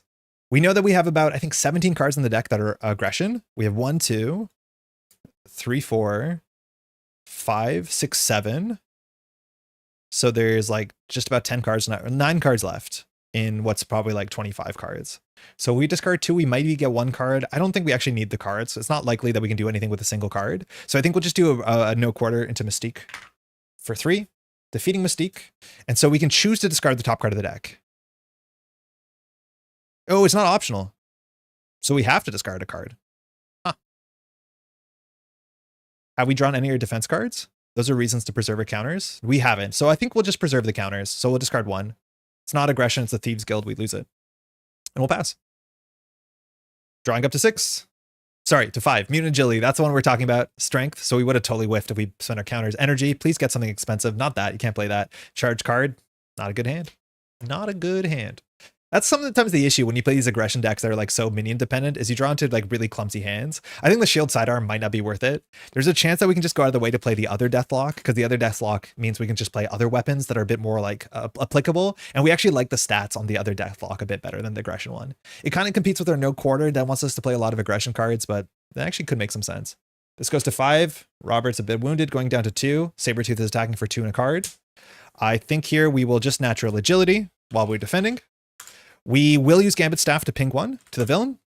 So we're blocking 4, 6 after we get a counter. Sabretooth attacks for 1, 2. Animal Ferocity. This attaches. Sabretooth gets Stalwart. That's not great. So no stun, no confuse. But we take no damage. So we can ready ourselves. We want to get rid of this. It's one of each type of resource. We still have our friend Sunfire in the deck at some point. And then Sabretooth discards the top card of the deck. 3 boosts. Bummer. So we heal. At least we don't draw that. So villain recovers 3 up to 8. And we draw our 1 encounter card, which is Feral Rage. So I don't think we actually really care about the crisis on this because we have to clear Find Senator this round. Sabretooth has worked himself into a frenzy. In his hunt for Kelly, you need to draw his attention away from Senator. When defeated, Sabretooth attacks the player who defeats this. 4 threat is a fair bit for us. Evervigilant is very good in aerial decks, Nova example, as it's 2 threat off the main and an untap, which is rad, as a protection that doesn't have a lot of threat removal that doesn't involve defending. Yes! Oh my god, is Evervigilant like my favorite aerial card? We were playing it in Falcon, and Falcon also has a really good reason to use his activation, because that means you can use Battlefield Awareness and buff your basic activation. I think it's just like such a fun card. Because it gives you flexibility, it gives you threat, it does all the sort of stuff that protection really wants, because protection is usually exhausted going into the hero phase, which is, I'll be honest, not very fun. I like the card a lot. Pretty good time to have the dead hand if you care about getting rid of Stalwart. Yeah, I guess that is true. Oh my god, yeah, it's a lot of resources, but I guess we could get rid of that. All right. We could consider hopping down, I think, because I think once we liberate Robert Kelly, there'll be no threat on the main scheme. So let's find out together. We don't need to recover. We will thwart for 1. And we'll clear Find a Senator. When you clear Find the Senator, the first player detaches Robert Kelly, who is a bit wounded. There are some side schemes that can heal Robert a bit, so we have to be a bit careful. Robert's under our control, so we are allowed to exhaust Robert for like basic effects that care about that. Then we advance to the main scheme 2A, so we clear this. And flip this card over. So this card will give you a reminder text of how this works. Protect the Senator. Protect the planet, protect the professor, protect the senator. Robert Kelly cannot be healed, cannot have attachments. After your hero defends against an attack from Sabretooth, spend 2 resources of any type. Ready your hero. Only the player who controls Robert can do that. So we'll put the reminder text over there. Of course, Robert's text is important. I think it's on Robert himself. It says, when an enemy resolves an undefended attack against you, deal the damage to Robert Kelly. So we have to be defending all the time. Now we have the injured senator. This is the last scheme. So it comes in, it says, deal each player a face down encounter card. Okay. We'll flip this over. Comes in with no threat. 9 is the limit. And when this is defeated, we advance. I don't think it has any extra text on it. When completed, defeat Robert Kelly. That's actually sick. I like that so much more. That doesn't say that when this is defeated, advance. It defeats Robert Kelly, which is such a better thematic way of making this have the exact same text. Get Robert Kelly to safety before Sabretooth. This is what I meant when I was a bit maybe negative about the Civil War box, is like having bespoke scenarios that are built around a theme and a story is so much more important to me than having like a grab bag of pieces that just generates some story, hopefully. Like this is just dripping with theme, and it's just like, I play Sabretooth because it is specifically Sabretooth, and nothing feels like this. And that is sick. The people that make Marvel Champions are really good at telling stories. So I kind of want a more bespoke story. Okay.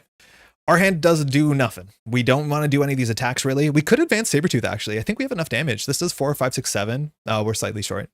But with the Rogue, we could defeat. We could actually defeat Sabretooth, which actually might be worth something here, because then we get Sabretooth 3, and so then we stop healing. Sabretooth 3 has Retaliate, has Toughness, but no other extra text. So I think we should defeat Sabretooth before Sabretooth heals a bit outside of, kind of out of range, which means we're just going to go ahead and let Sabretooth scheme for 2 and not care. Have we seen any advances yet? No, so we could lose, but hey, I mean, that's how you play solo sometimes. Maybe with Rogue, we actually okay standing up here. Yeah, I think we actually don't need to flip down. It's a bit risky. So Rogue will attack for 2. Sabretooth's down to 6. Then we'll do 1, 2, 3. Sorry, just 1, 2, I think.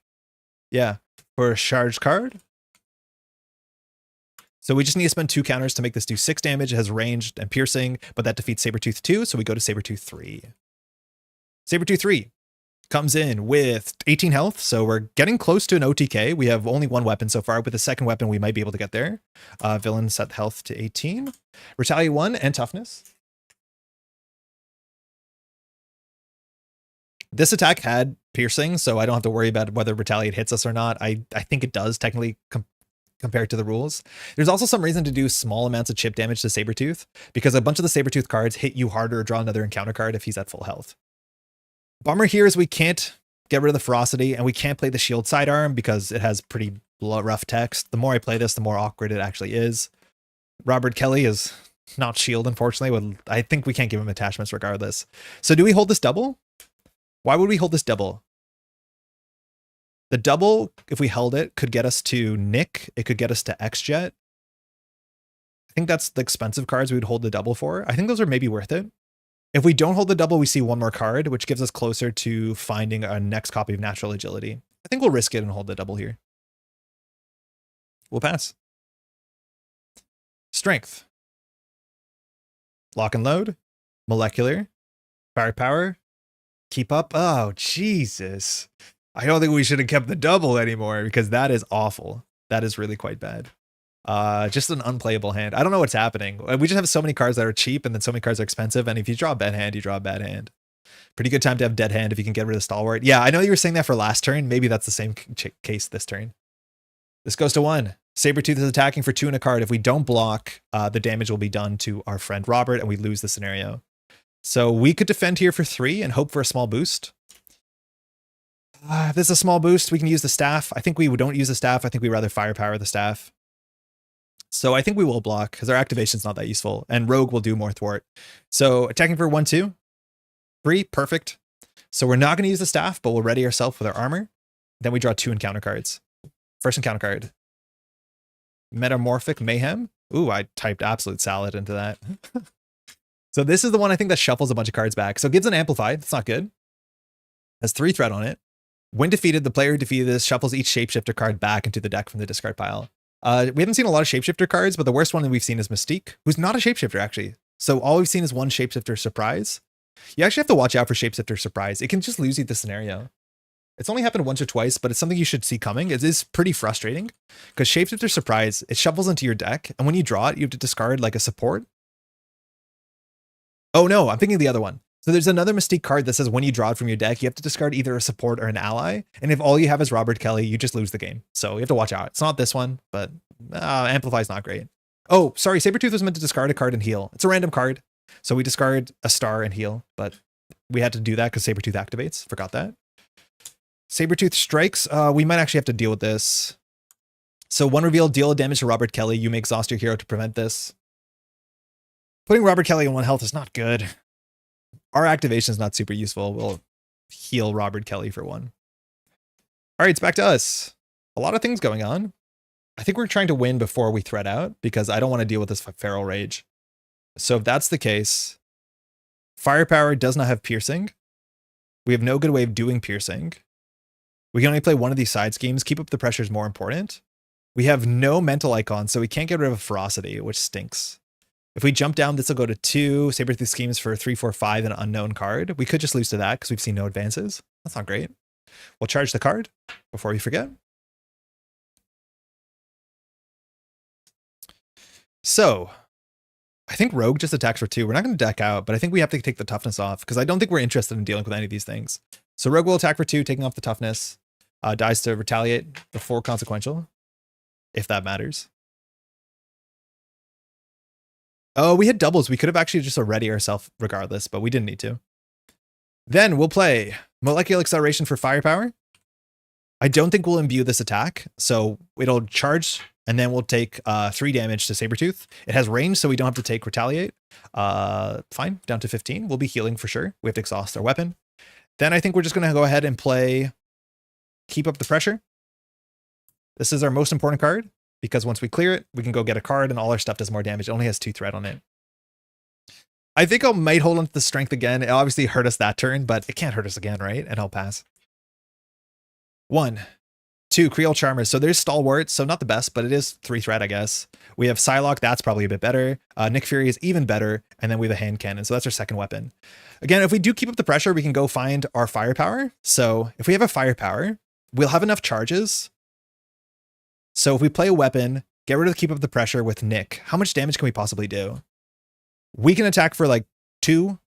Firepower will do 3, 4, 5, 6, 7, 14. So we might actually be able to win this turn if we survive.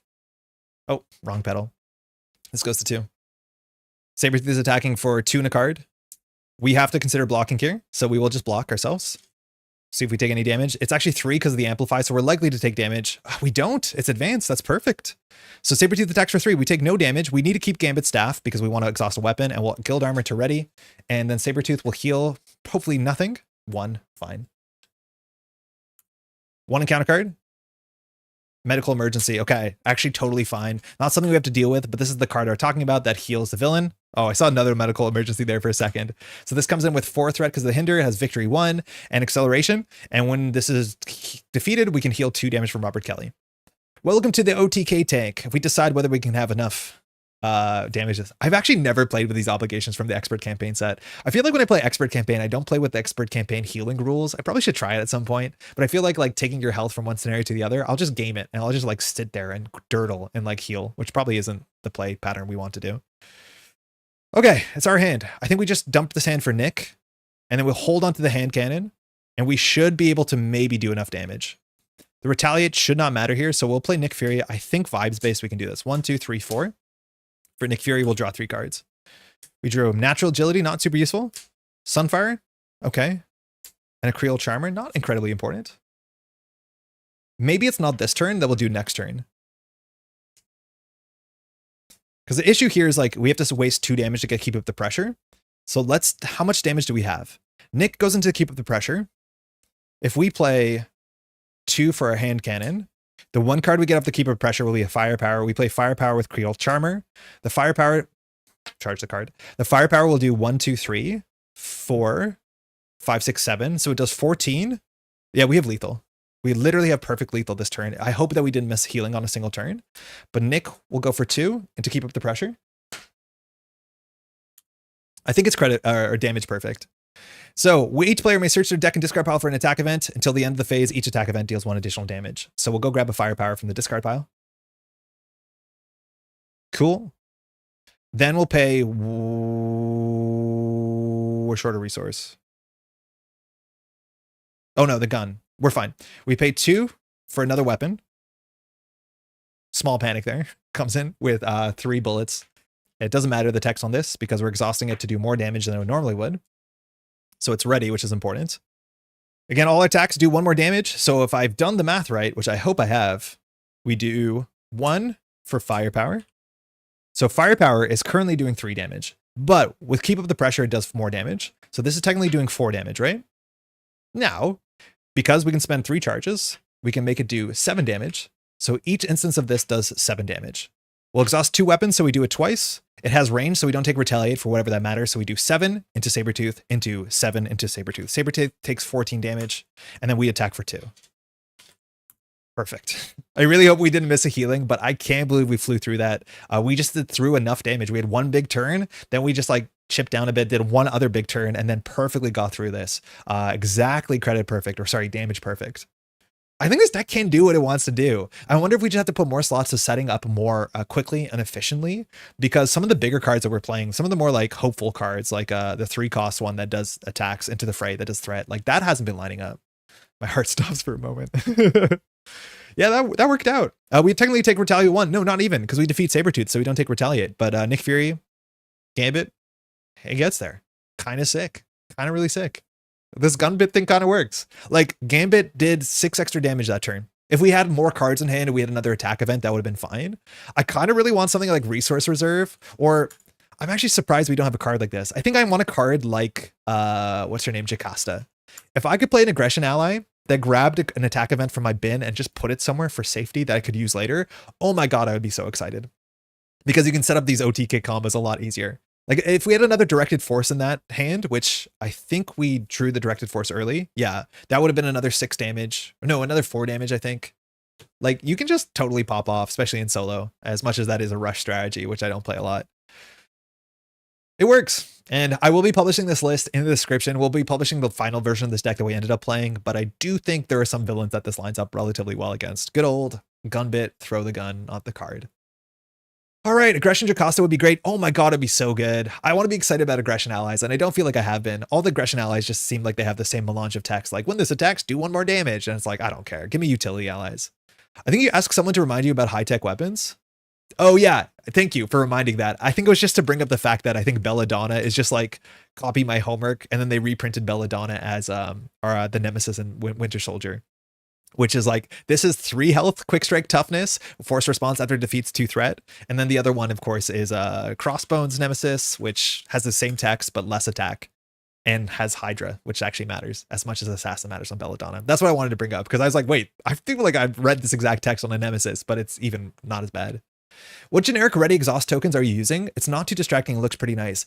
It's a really deep cut. I've been asked this before. I can't really show you the image of where they come from, but not a lot of people have these because they just don't exist. These were prize support for coming in the top 16 at the 2016 National Championships of Netrunner. These tokens were actually put out by FFG. I have 2 sets of them. One of them, I think I was gifted. The other one, I came in second. I lost in the finals at Canadian Nationals in 2016 at Netrunner. You can watch all those games. They're up on the Metropol grid. But yeah, these were official FFG prize support. These were the nicest tokens FFG has ever put out. I have 2 play sets of them, and I use them for any game that needs ready or exhaust tokens. I don't think they're the clearest to see. I wish there was a bit of more of a distinction between white and clear blue. It doesn't, like, it's not that easy to see on camera as it is for me.